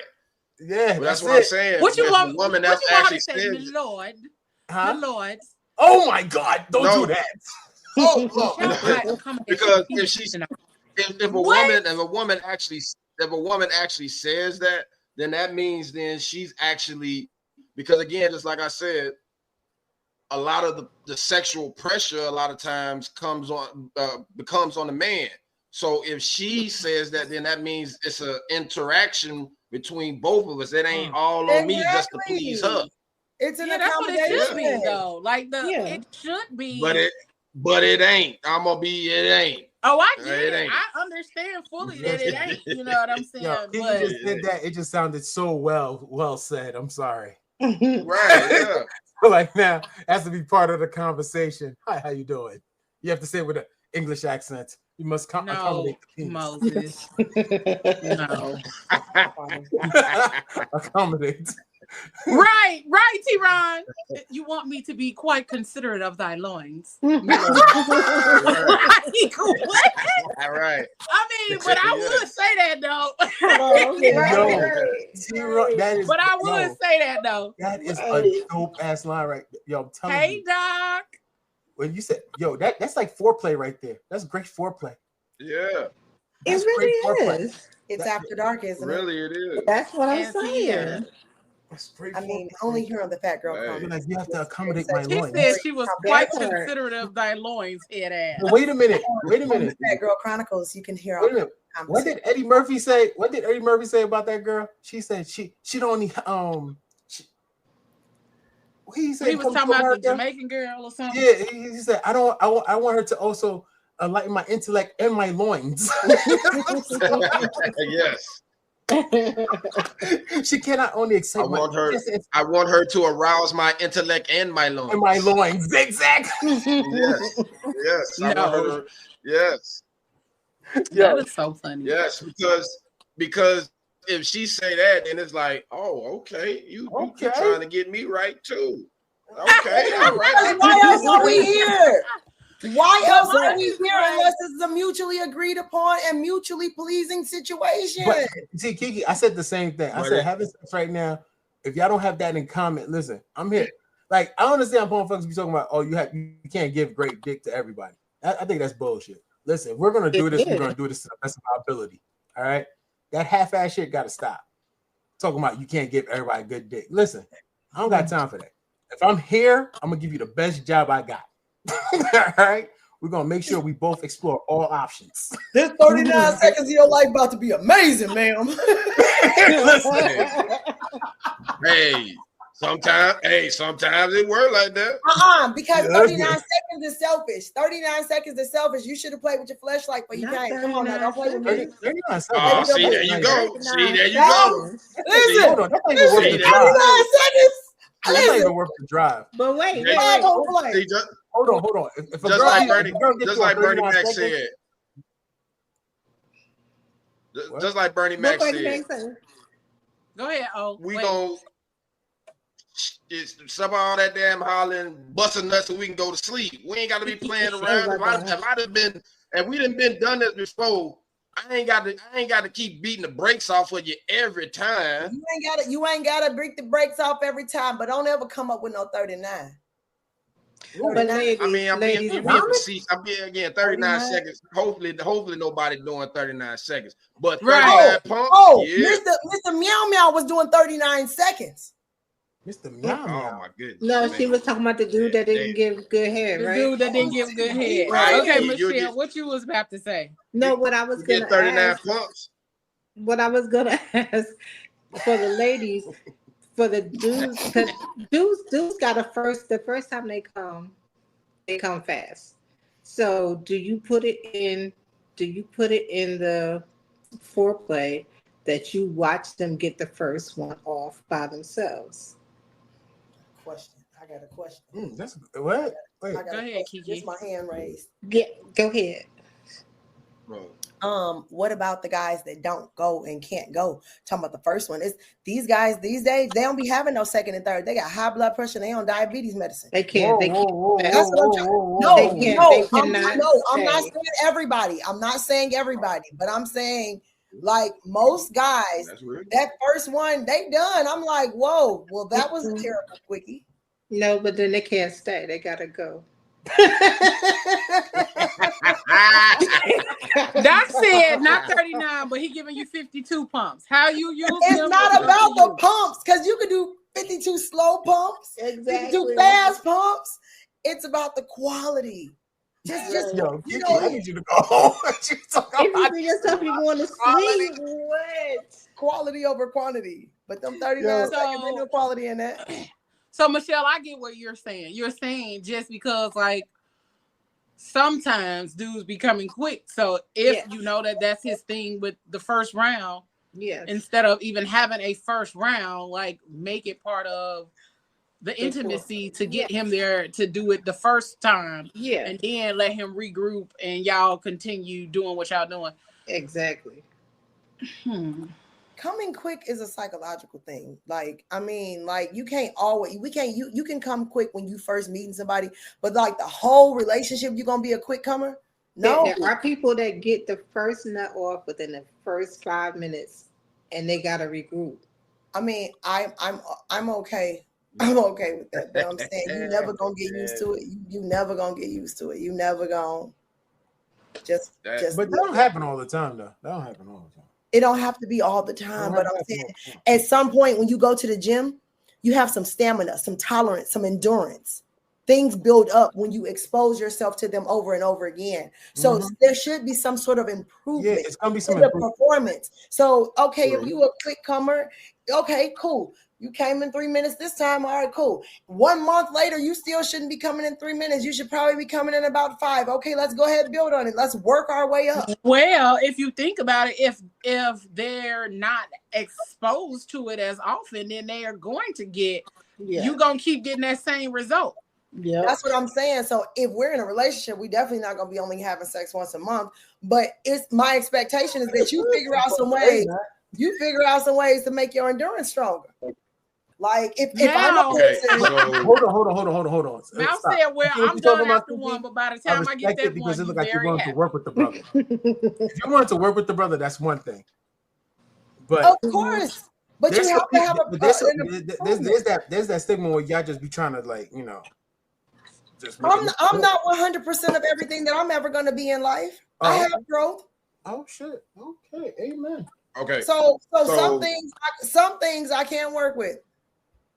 Doc said, "Hey, us don't malignancies, high blood pressure, or swollen pinky toe. We do our best." Now, okay. Doc, so again, this is the at this big age, this is the part where I'm talking about intimacy.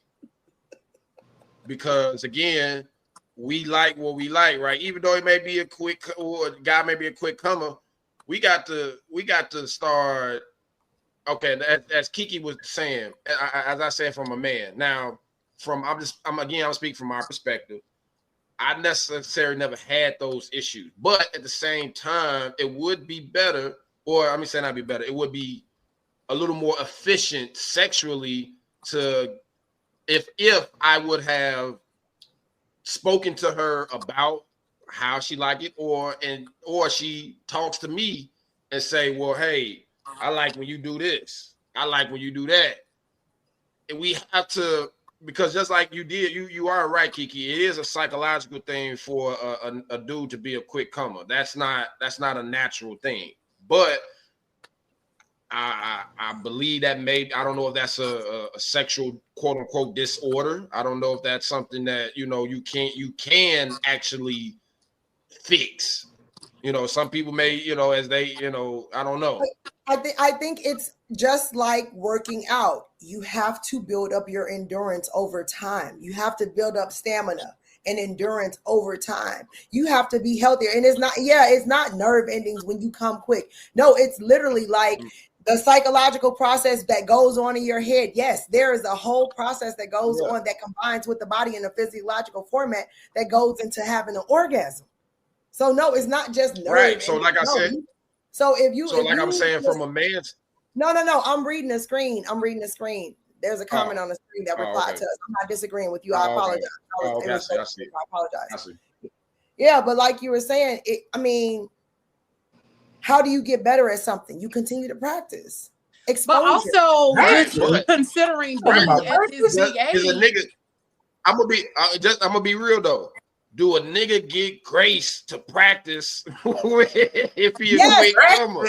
Yes, because I can help. We can talk about a whole practice. Like real talk, you should practice before you come, before you get here. Like pregame, go ahead and get that first one off by yourself. But also, why can't you practice with you? For real, it's for real. Kind of going back to what Michelle said. You should pregame. I agree with you. You should pregame if possible. Yeah, if possible. If you but guess what? This is the kind of team player I am, right? But if I love you enough and we working through it and we figuring it out, I might take the first one for you. You feel me? It just depends on what the vibe is. But you have to be willing to know that, like, she wouldn't please with these 39 seconds, and I'm gonna have to do better. You got 39 seconds. You got go. And so let me ask this question, because we keep saying definites. We're saying it's not this, it's this.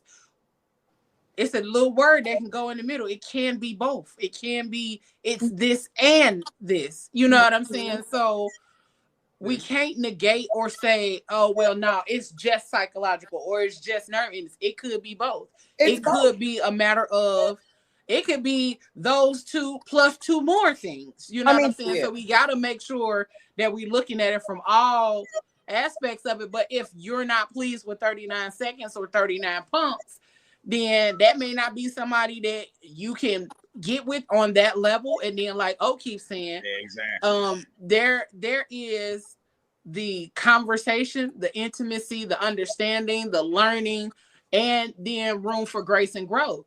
Because if I'm just coming to you and this our first time being intimate, you probably gonna get some B-level coochie, because I'll probably be nervous too. Like since they tell you to bring your A game. Since bring your A game.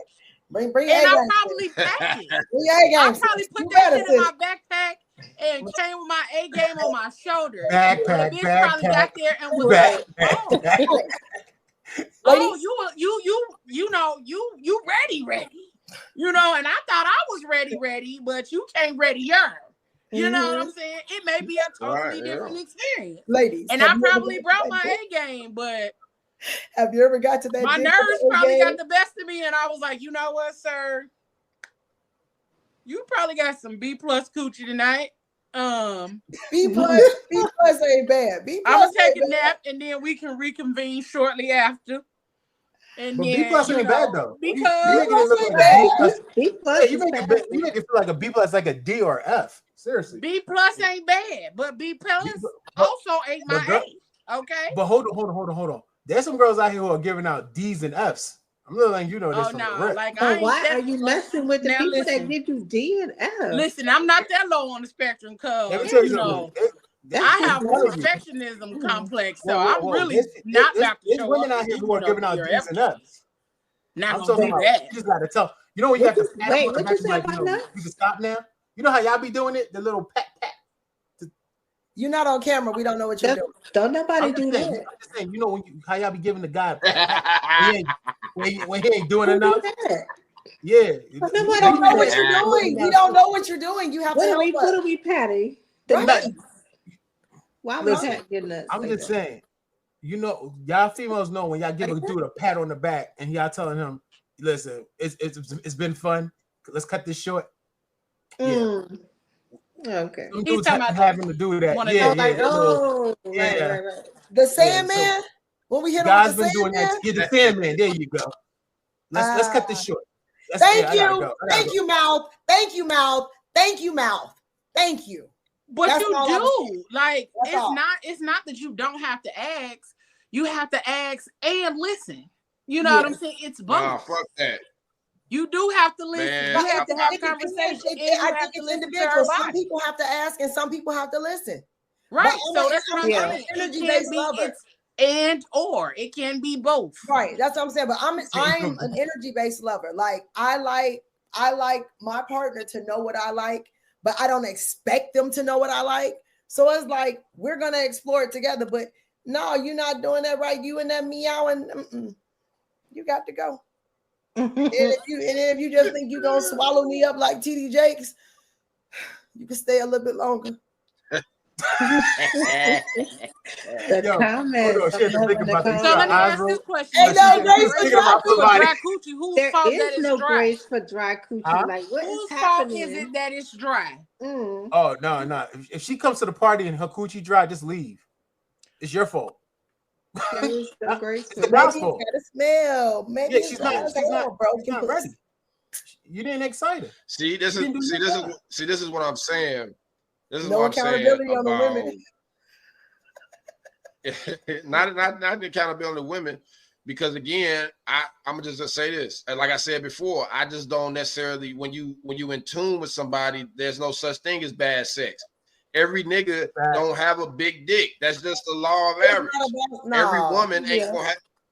Every woman is not gonna have the best pussy in the world, but just like you said, Kiki, it's the energy and the intimacy between that person. It's both of them, the yin and the yang. So we don't, as a society now, we're just trying to get pleased. We're not being the pleasers. We're not in the business of pleasing. And that's what real sexual intercourse is about, pleasing the other person. So like Kiki saying, how can I accommodate your penis? That's about pleasing my y'all really like that. We ain't letting that go. We're not letting that go. Definitely not. We're not letting that go. I'm just saying, because that's what it is. So I swear to God, if a woman walks up to you and tells you that means she's willing. Listen, you are talking to my soul. Yes, exactly. You are talking to my soul at this point. No. Yeah, because that's okay. Yes. Because it's You important. are talking to my soul at this point. Okay, come on with the camera. Yeah. Right. Now, what was the patch? Show us the patch. No. You know the fact. Come on. It's time to go. Oh, okay, got you, right? Yeah. Oh, you trying to spend the night? Yeah, sometimes we gotta do that now. Like, we've been doing that lately. Guys been doing that lately. All right, you know what? I gotta go. My cat's on fire. So I gotta go. Damn, not the cat on fire. I gotta go with something. But but I'm just so I think it's really I'm just saying at my age, I feel like is really intimacy to have conversations about what you like, what you don't like.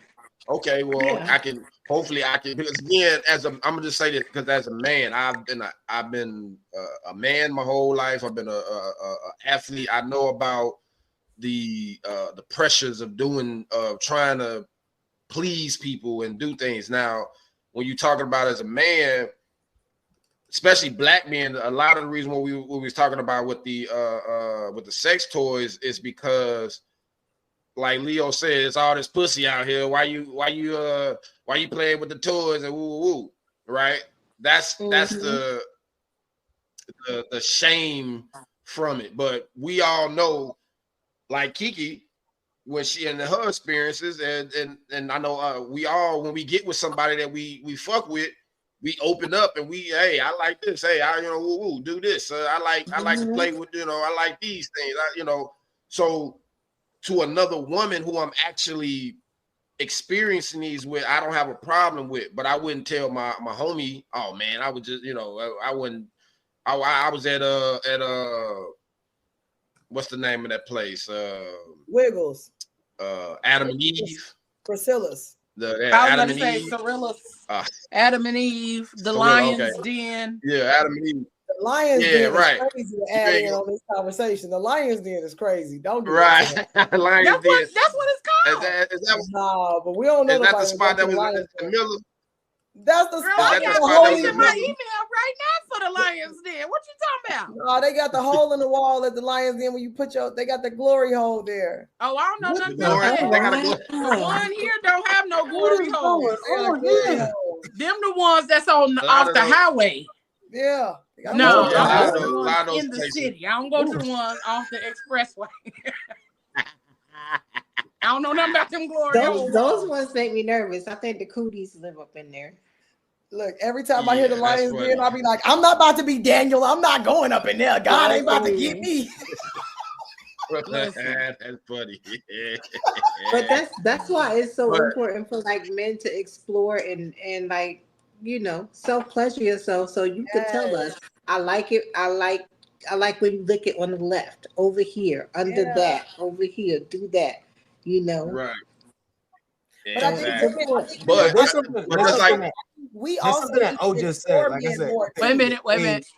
Go, Kiki. Oh.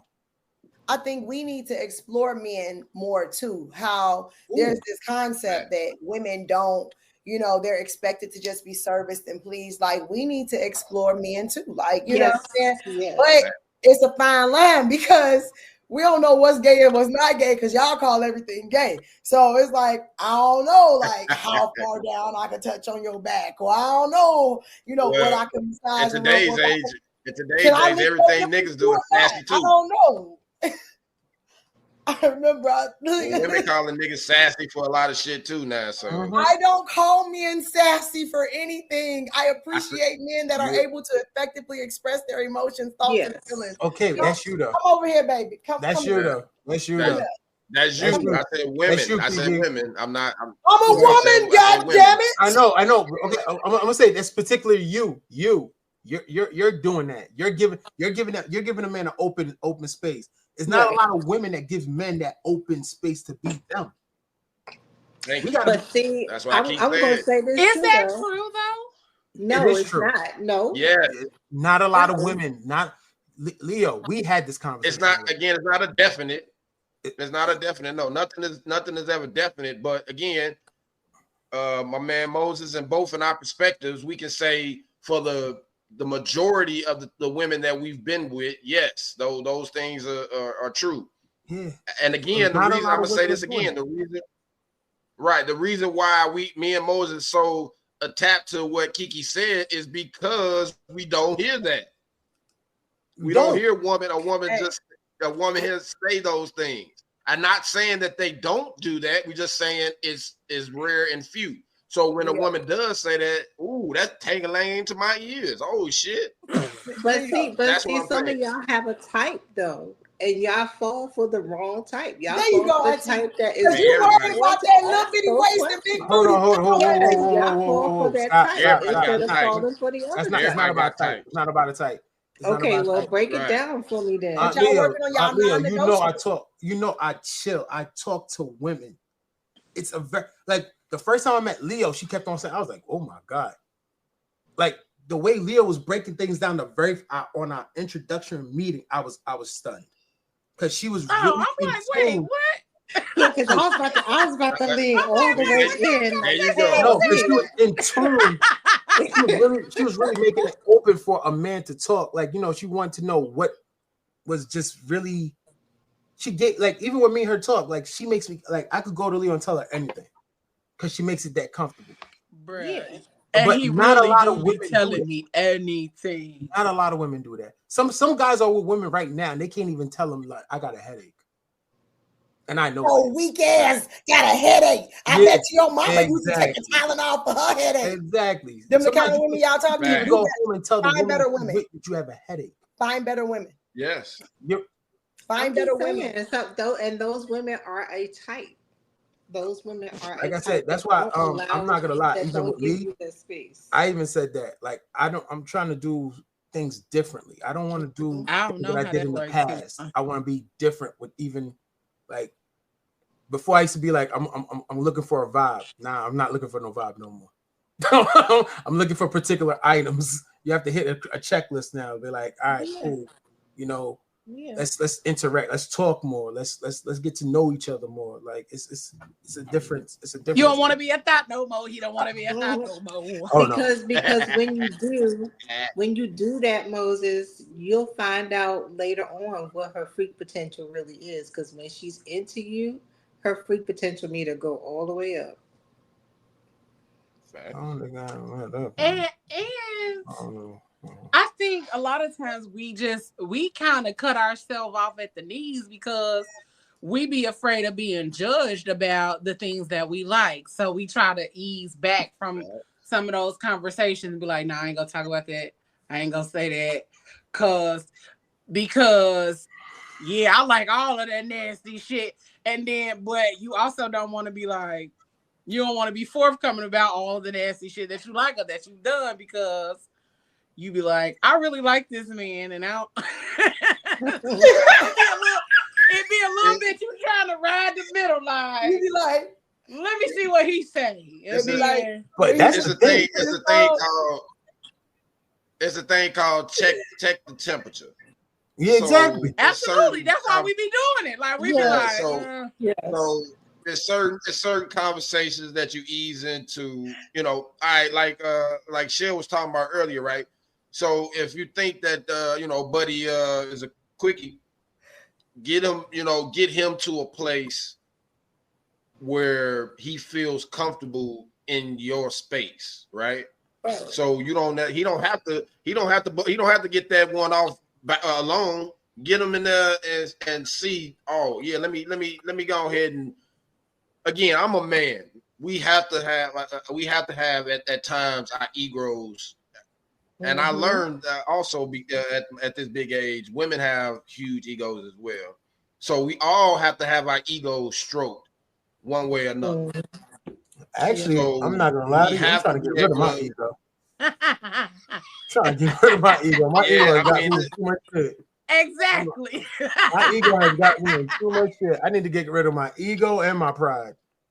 Leo's like, well, pride and ego is two different things. I believe. I understand that. I need to get rid of my ego and my pride. So they can stand in the way. They both can stand in the way. Well, your pride, I think. If your pride is heavy, and your ego is heavy, then yeah, those two things. That two things you have to get rid because your ego is your ego is your no, I'm sorry. Your ego is your I said your ego is pretty much your inner confidence, your inner soul of who you actually are. That's your ego. Your ego is your person. As they say, your character is who you are when no one's looking. So that's what your ego is. So I mean, now I don't know you, Moses, but I'm just gonna say this: if you're an asshole, you're an asshole. You can't change that. Now, if you want to curve it, then you can curve being you can be a likable asshole. There's a lot of likable assholes. So, but again, in the words of Jay-Z, you are who you are. You can try to change, but that's just the top layer. So speaking of assholes, we gonna go to the next topic real quick. So how do you bring out the things that you like with your partner? So we talk about all the barriers. Let's talk about how we break these barriers down, right? So like, what are some of y'all experiences like where you have been into somebody? Let's talk about some of the things that are working. You know what I'm saying? Like times where you did explore something and it was successful. So anybody got any examples of like things that did work? Or you showed old girl something and she became a pro. Like that was your Corinne Steffens or whatever. Corinne Steffens, good Lord. Yeah. Like what were your tricks, your tools? Like what did you do to get her, to inspire her? Like how did you find to loosen up? Yeah. What you say? I said to loosen up. Loosen up. Pretty much. Oh yeah, baby. I like that. Keep that. Do that. Keep doing that. Keep doing that. Yeah. And so then teamwork, encouragement, feedback. Feedback is always needed. So that's what I'm saying. So like for me, like a lot of people have like these, like everybody, anal is just a topic that is just like all over the place, right? Anal is just like, hell no, hell yeah, absolutely not, maybe, I did once, I ain't trying it again. There's so many things about anal. So it's like, whether you into anal or not, I feel like every dude then put his thumb on the booty hole to try to see if she like it. Why y'all be thinking it's okay to put y'all thumb on somebody's booty hole? Like you gotta ask permission. Like you gotta ask permission to just give me a thumb. Like you can't just do that. Like you should like start around the booty hole. Like grab like inner proximal cheek area. you know, like there. And then if I'm like, ooh, there go. But like, not just like, because the thumb is frightening. It's like pushing the doorbell. Like, oh shit. Yeah. Again, you check the temperature. So if you so happily with the thumb.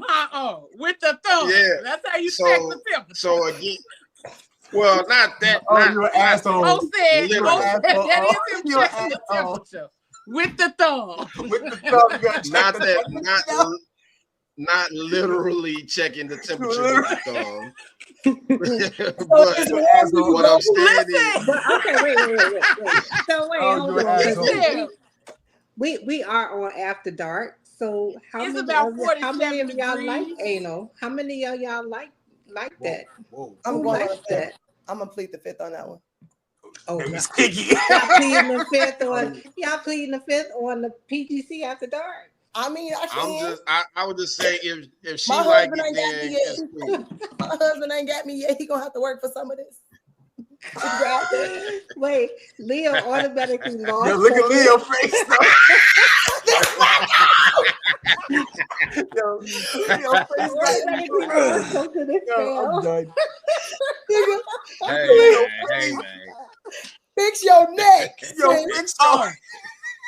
She was like, "What do you mean?" Yeah. Thumbs? So, like I said, you can check the temperature by easing Not with the thumb, though. your finger close to it.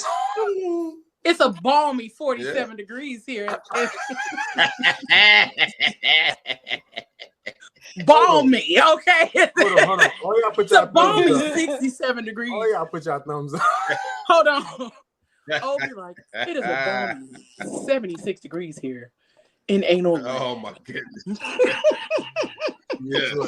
So No, not in anal land. I hate it. In Anal Alley. It is a Anal balmy alley? 76 Anal degrees. alley. Anal. Yes. Anal. funny. Listen. Woo, But anyway, again, if she scheduled program. If she into that, she like that, then hey, baby, won't you try a little, back door? Okay, cool. Let's try that out. Okay, how you like it? Just get to the doorbell. Like, don't push it. Just like, like, don't just be pushing that ring, that motherfucker. Like, you gotta wait and see what she gonna do, because you know that's a nerve. Y'all talking about nerve endings. There are nerve endings. Like, you get scared. Like he's giving us instructions. Well, I have big hands. I have big hands. So I haven't. Yes. So I don't want to. You give me some instructions. I don't want to fuck up the situation by big by hands. doing something, and then so. Kiki had a bad experience, y'all. Yeah. Hold on, let's get the therapy in. Talk about. I'm trying to get y'all some tricks to finding out what y'all like, so these girls can quit talking shit about y'all. I'm trying to help y'all. That's about us. All right. Listen, check the temperature. Check the temperature. As Leo said, as Lando said, it's a balmy 74. That's gonna be we made 2 shirts tonight. Check the temperature. Hey, dudes be showing up in sex like this. You be making out with them, y'all doing y'all thing. Next thing you know.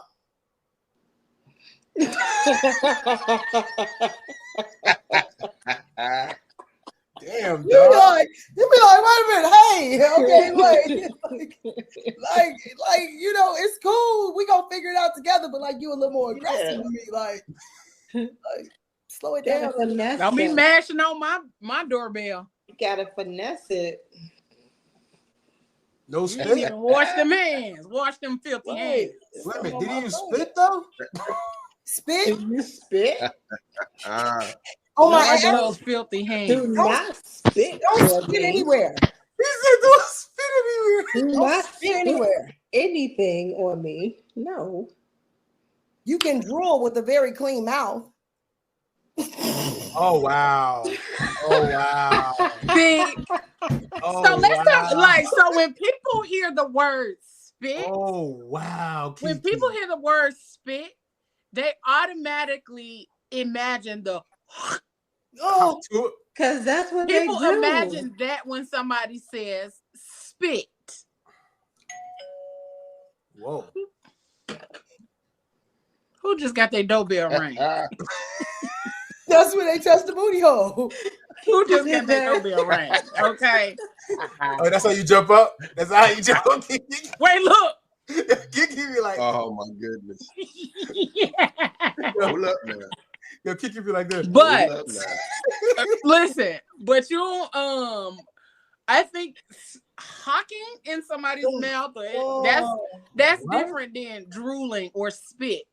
I think when I hear spit, when it comes to like intercourse in that way, that's not what I imagine. I don't imagine the hocking part. Because it's a difference. Hot Oh, shut up. I just think that a really Oh, that laugh was so devious. Yeah, best friend, I'm a little disappointed in you over there. I'm listening and judging in this moment. Just Listen, to know. that laugh was so devious. That laugh was like, well, hey. He was like, put a slob on her. All right. Let me. On me.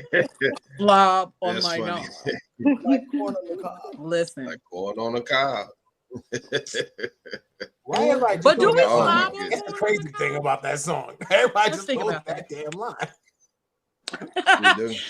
But we had a question. How do the ladies feel about a man being submissive in the bedroom? Yes, and yes. What if he wants you to put a leash on him? And yes again.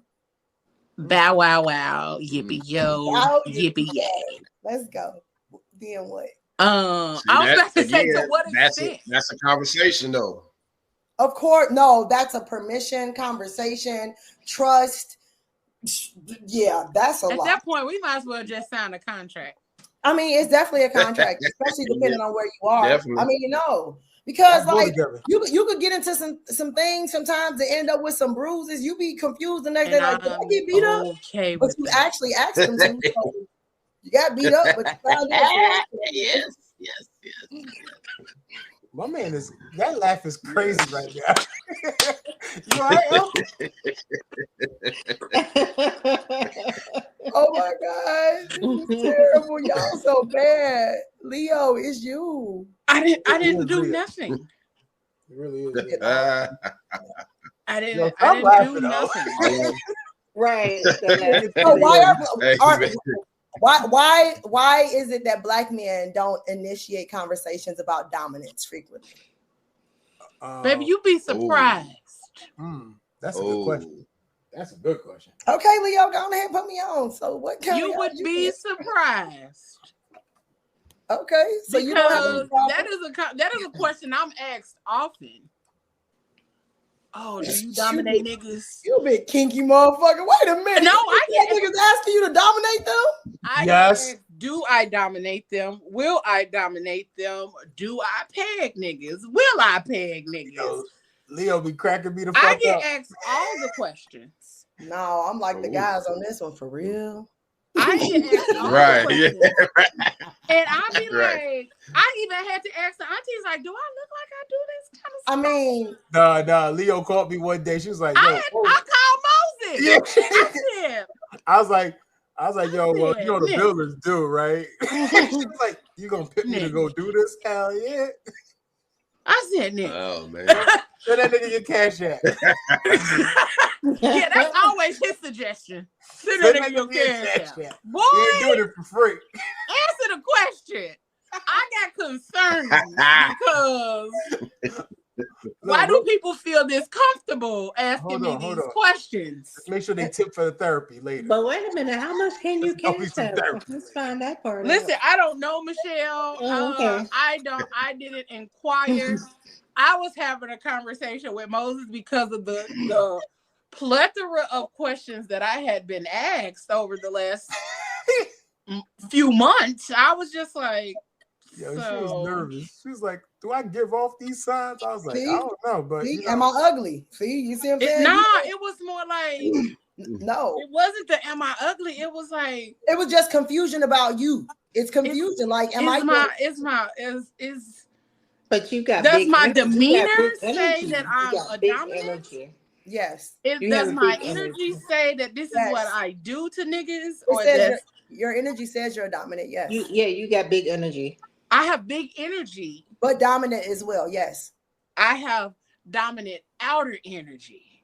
I have submissive inner energy. I don't know nothing about your inners, ma'am. Hey, so I don't expect you to know shit about my innards, friend. Okay. Oh my God. All I'm saying is the outer energy is what often has them asking me these questions or concerns or like engaging in these kind of conversations. And I even had to ask somebody like, why do motherfuckers be so comfortable just asking me this shit? But hey, that's kind of like my life. You know, motherfuckers be asking or having random conversations with me on the streets. Not in that regard, not sexually, but you know, I do live all damn day. You know how many people get in my car and tell me their life story and then get out? So I don't know. It must be a safety thing, you know. And you should I must feel safe. You should put a sign on the back of the car, on the back of the seat that say something like, hey, you began giving your confessional, we expected an additional donation. Listen, I'm about to make one. I'm about to make one, but sometimes them stories be good. Okay. I be like, girl, what happened? Oh, Leo. I love the Saturday morning pickups. Leo, start taxi cab confessions again. Listen, I love the Saturday morning pickups after they just got done being real nasty Friday night. Leo. And they walk to the car, look like they had been drugged through the mud. Girl, get in here. The walk of shame. Tell me. Get in here. Let's talk. Let's talk, sis. Sis. Oh, sis, how was it? You gonna call him sis? That's funny. I'm gonna call you sis and everything because I want to know your business. Leo, who gonna be on the phone? Who you gonna be talking to on the phone? What, you or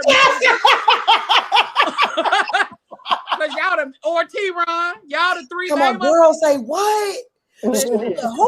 And Kiki always be like, "Ooh, I wish I could see them." It'd be like a podcast. It'd be like a podcast when she be dropping. I'm like, what they look like, friend? Ooh. I'm like, is she white? Is she black? It'd be so funny. I'd be like, girl. I'm like, oh, he's feeling that. He's so quiet. Make him talk so I know he alive back there. Make him talk. Quiet. Yeah, say something. Don't be drunk and in the back of this car. That means I'm a witness. I was on the phone. Listen. It just be I'm a witness. This damn phone. But yeah, I get asked a lot of questions or I receive a lot of inquiries. Accommodation inquiries. Yo, she sounds so funny when she says that I receive a lot of inquiries. I do. And I have to ask the aunties a lot of stuff. I be in the inbox. I'll be like, hey, so what am I supposed to do with this? Question. Smack it up, flip it, or rub it down. Because I don't be knowing, and I don't never want to. I don't yuck nobody's yum. You know, that's what I don't do. You like what you like, and I just be like concerned though. But why did you think I liked it? Or like, why did you feel comfortable coming in my inbox telling me that that's what you liked? I mean, I guess it's the same like anything else. You know what I'm saying? I guess it's the same like anything else. Like, how else do you know? You have to ask. How do you know he want his balls pat on the bottom? It just be the comfort level. Because sometimes take your hand and have your wrist doing like this. You like, what is you doing? But we have to have that kind of familiarity with each other in order for people to be asking me those kind of things. He done got to his life where he has non-negotiables. He's not dealing with you if you. That's like if I ask some shit like that, and then he'll be like, oh, it's a pre-qualification. He might answer though. It seems like he's like having them. He got you pre-qualified for that question is hold on. What? Orlando, she said I missed it. Yeah, go ahead, shoot the shot, Pimpin. What happened? I said go ahead, shoot the shot. Damn, what did I say? Oh, look like he What did I say? Oh, I said he looked like he don't mind having them kind of conversations. Cause of all the other stuff that he About- been saying on here. He look like he don't have them problems. But Yeah, I don't. I mean, I'm a well versed man. I can speak yeah, in because you many use different, words like apropos. I mean, hey, hey, Did you see somebody in the do comments what I said that earlier? They was like, "Come on, apropos." But when you just randomly like inboxing somebody or having them kind of conversations, it's like, hey, Oh, that's what you were saying. I'm sorry. I was actually responding to a text, but my medicine man. But anyway, yeah, I missed what you were saying. No. I don't do no the freaky inbox thing. Oh no. Yeah, I'm not saying that you don't look like that, Kara, but you look like you are open to having diverse conversations. Yes, where most does definitely. everybody draw the line? What are y'all non-negotiables? We keep talking about compromise. What will you not compromise on? Ooh, man. I won't compromise on facials. I don't do that. On what? On facials. Facials? Oh man, I don't do that. I mean, you're so pretty. I get it. I don't do that. I feel the same. I don't know what you're talking about. Facials on a pretty face is beautiful. No, we're talking about facials. You know what I'm talking about. I thought facials on a pretty face is beautiful. I'm not. I mean, you know what? I'm gonna say it since it's out there. But I thought semen helps the skin. The skin, yeah. Boy, F you. No. I'm just saying. Y'all smell like y'all nasty, unhealthy ass, detox needing. Listen, semen out there, boy, please. Unless you out here with Dr. Sadie on his diet, don't be trying to sell your sperm to nobody's face. You gonna have their face full of fried chicken, ribs, pork chops, and barbecue. They gonna have nuggets. Broke out. Put that old high cholesterol nut on somebody's face. No, don't do it. See, there you go. Because if I flip it, you shouldn't put that dirty coochie on your face either. No, definitely Tell her to put that on the dirty coochie up. Tell her don't put that on your face. No, she should not. Put it away. Put it the fuck away. Yeah, because some of y'all don't. It's not enough people out here drinking water and eating fruits and vegetables. Because it's a lot of grown folks on the internet talking about they don't drink water or eat fruits and vegetables. Green. And I don't eat nothing green. I'm like, you taste terrible. Really? Talking about you eat keto diet. You only keto diet though? I mean, I get it. You ain't got to be fully, vegan or nothing like that or a vegetarian. But some of y'all don't even look at fucking vegetables. No, brother. We not playing them games. You're gonna have a product recall on your semen. You try to put it on product recall. So hold on. So let me get this straight. So are you saying that you don't like it, or is it the product is not available for you to like? Because if you're saying, because again, like Kiki said, it's not all men. There are some of these healthy vegan niggas out here with whatever. I don't want to have a conversation about this. I'm out of here. Oh, okay. I'm just saying. What I'm saying is, it can go wherever it go, but it's not going. But not on her face. It's not going to be a facial. Right. I agree. That's right. So that's right. That's a non-negotiable. Yeah. Kiki and Leo, y'all excuses was y'all try to contaminate.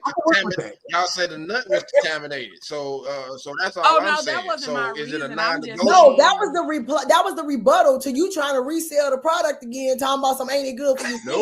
No. Like we told you we ain't want no vacuum, and you kept trying to make us buy that vacuum. Talking about some ain't it good for your skin? No, because see, again, the difference is you said you ain't trying to buy that vacuum. If you don't want a vacuum, it don't matter what fucking vacuum it is. Like Shell said, that's hers. So that's what I'm talking about. That's what we said no. We said no, and now you talking about some no. I'm like no. So what do you? Okay, so the next question was, what if it accidentally go on the face? Because that be happening. No, it's not going to accidentally go on my face. I'm Like, not gonna be in a position where it accidentally goes on my face. I It mean, will go, 'cause the it'll go chin is where it still part of goes, the but face. it's not So gonna no, go on my so no, face. so no head, Shell. No, I didn't say that. I just said That's it why I was. said. No, That's why I said because the chin is so still part of the face. that's an accidental. That's an accidental place. That's the time it can be accidental. Unless you good with the guard. Now I don't know. I'm just saying. I know Oh, you're an exactly. asshole, I know buddy. exactly Like how to control the environment so it go where it need to go. Okay. It's just not gonna go on my Okay. face. And That's she's what I'm Yo, saying. Okay, you I see the way got she you. said it? She I'm said you gotta picking up control what the you're putting environment down. because it's not going on my face. She means that. No, I do. But you see, she got the. Right, I got Right, You that's know, what I she said. got She got the Yo, little she's, Farrakhan fingers. So she's for she's real standing about on this. business on this, dog. She's standing on business. she got her face. She got her face guard. She got her face guard up. Bluefish. She's Knick standing knack on business on paddywhack. this. It's not going near the face. She's standing Give on a business. dog a She got her bone. face guard up. But that this face, This it won't face. go on. Not going on my face. That's a fact. She had them fingers got real. They did. This is Right. the church. They This is protect his the right. people. Open, and these are the people. Right. Damn, So But she got real serious she's on that. what's your experienced in non-negotiables? protecting the face. Right. But she said she's open to other places though. Selfish men. Hey. Just selfish.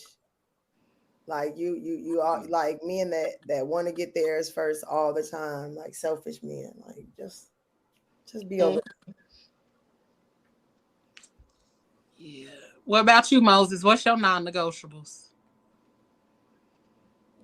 Shit. My booty hole. Yep. Your booty or her booty? My booty hole. His. My booty. No. Not negotiable. Moses, I'm pulling up like No. Where did she get a doorbell from? On her phone. She's annoying. Yeah. Oh, what's your non-negotiables? I'm with Moses on the booty hole. I don't do no pig and none of that booty play. None of that booty play. No. But ladies, are we out here asking guys to play with their booty though? No. I mean, no judgment. Man.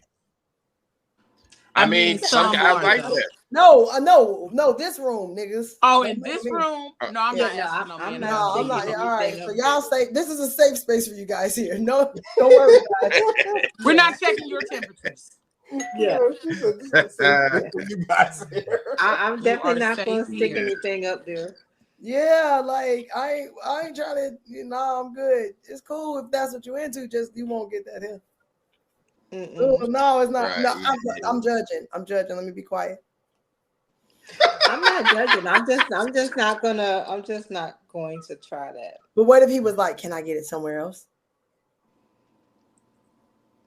What? Can I? Yeah. Somebody playing with his booty? Huh? Wait, huh? Oh, man. What? Not me, Yeah, but somebody else?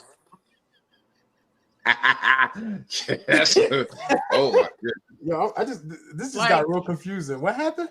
Right. I can't play with it, but you want somebody else to play with it? I mean, like you don't want to play with it. He's like, well, it's a thing for me. It's kind of one of my non-negotiables. Like, No. What's You up want with me the to voice? put it in there? What's up with the voice? If you want me to put it in there, I'll put it in there. I may not like it, but I'll try it. If it One time to vibrates, be sure. it gotta vibrate because that's gonna be fun for me. But what you want to put a vibrator in the ass? I mean, if that's his non-negotiable, then What if he just want a thumb, just like on the booty Oh hole? my God! no, you not my thumb. thumb. Michelle said no part of her is going there. So but you're she not gonna use put your a thumb toy. on his booty hole? No, I'm not putting my thumb in. But not my thumb. Why she looking at thumb? No. Not my thumb. She like, I've only got two. They can't get contaminated. Michelle said, "No, player." Not I'm my cool. fault. She looked up, nigga said, Look, that's what she was. She's like, "Oh, not my dog." And look, that gave her anxiety a little bit. It did. Like, Fingers? that's my fingers. I've only got 10. No. Yeah, it's exactly no, none of that. But if it vibrates, I might put it in there. That might I be can't helpful. stand y'all right now, dog. I'm sorry. Uh, Yo, Shells was like, "Oh no, I'm not doing this thumb business. Y'all got She was like, my thumb? oh, good.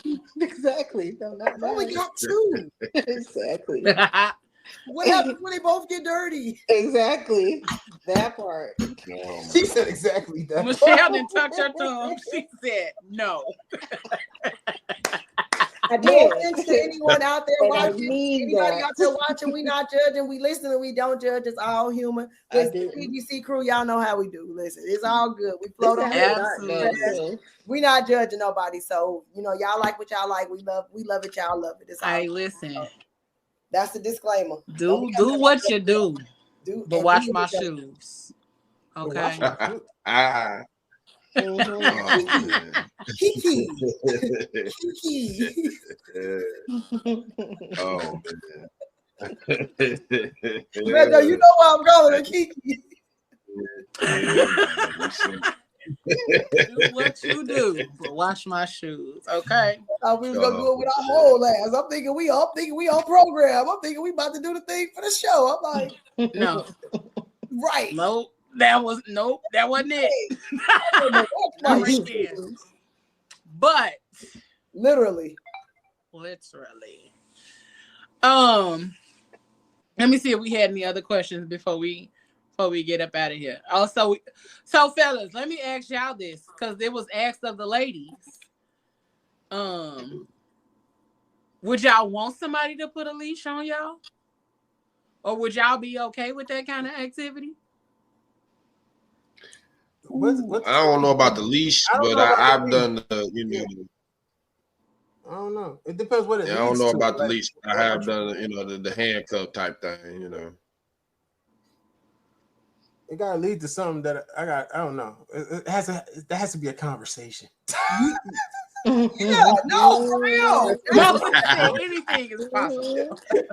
I'm about to get rid. Moses over there not rubbing mad the at tips it. of his mustache. Like, This gotta That's be a possible. conversation. Y'all ain't having me out here looking stupid.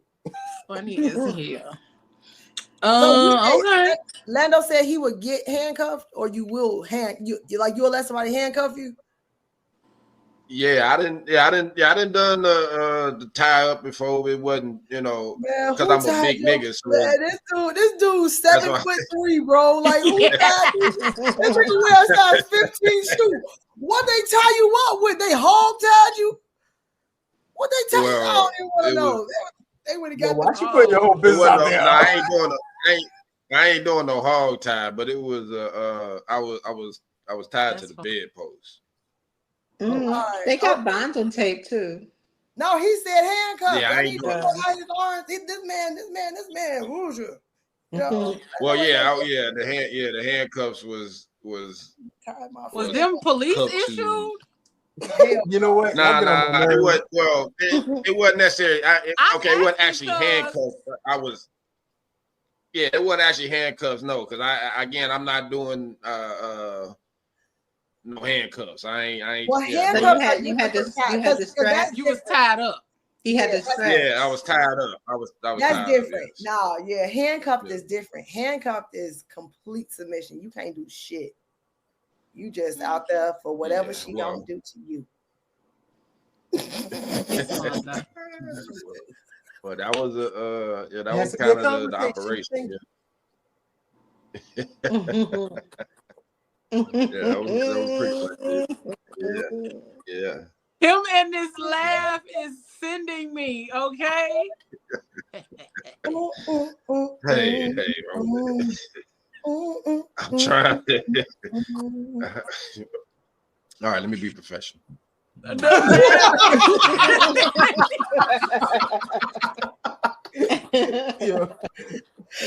Yeah. Everybody just laughed as soon as you said that, bro.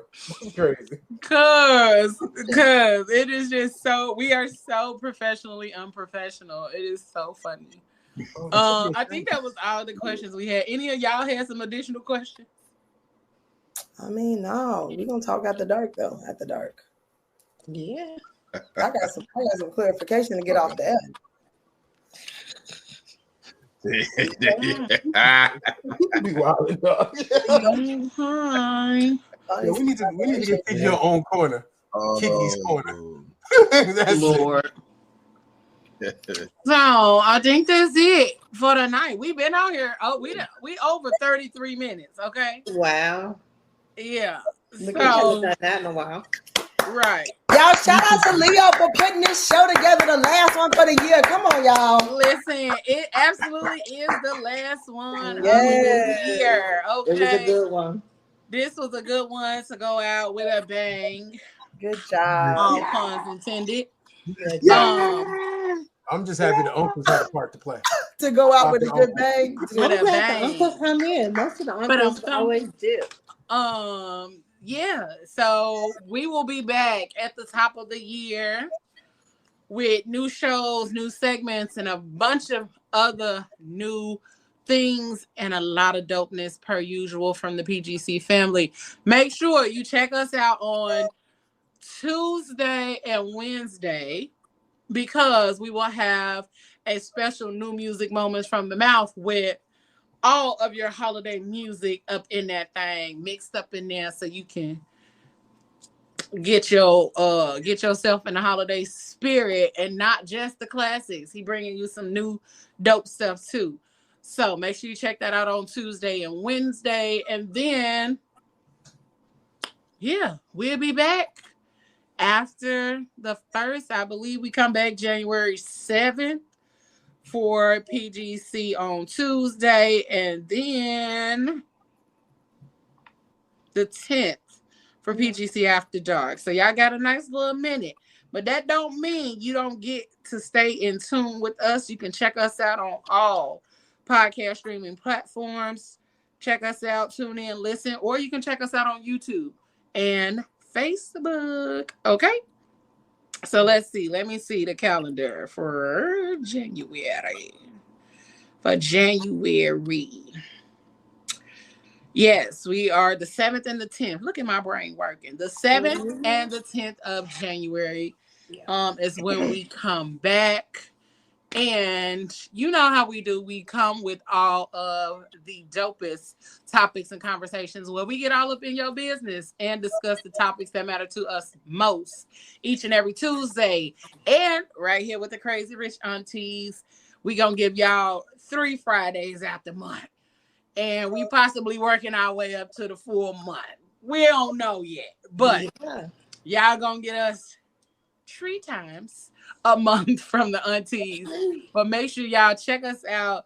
We hope that you all have an amazing holiday season, that you get to enjoy your friends, family, loved ones, the family that is related to you by blood, and the families that you've created on your own.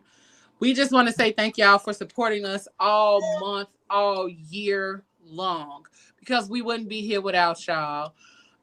So we want to thank y'all for the support, the love, and always a bunch of laughs. We thank y'all. We hope y'all bring in the new year on a light note. Let all of the BS and all of the shit in your life stay in this year, go into the new year light, easy, breezy, and with some amazing goals in mind.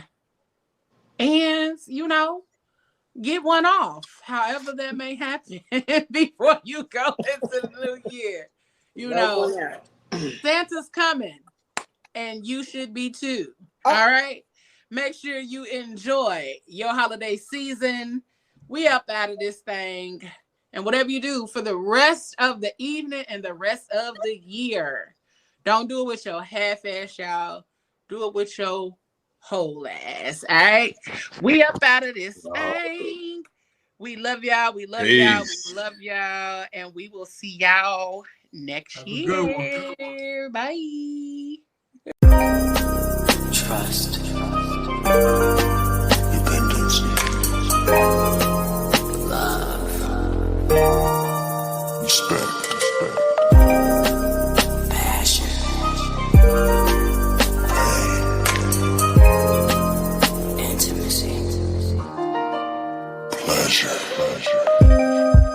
I sit here stuck inside my head, remembering you and I analyze all those things you said.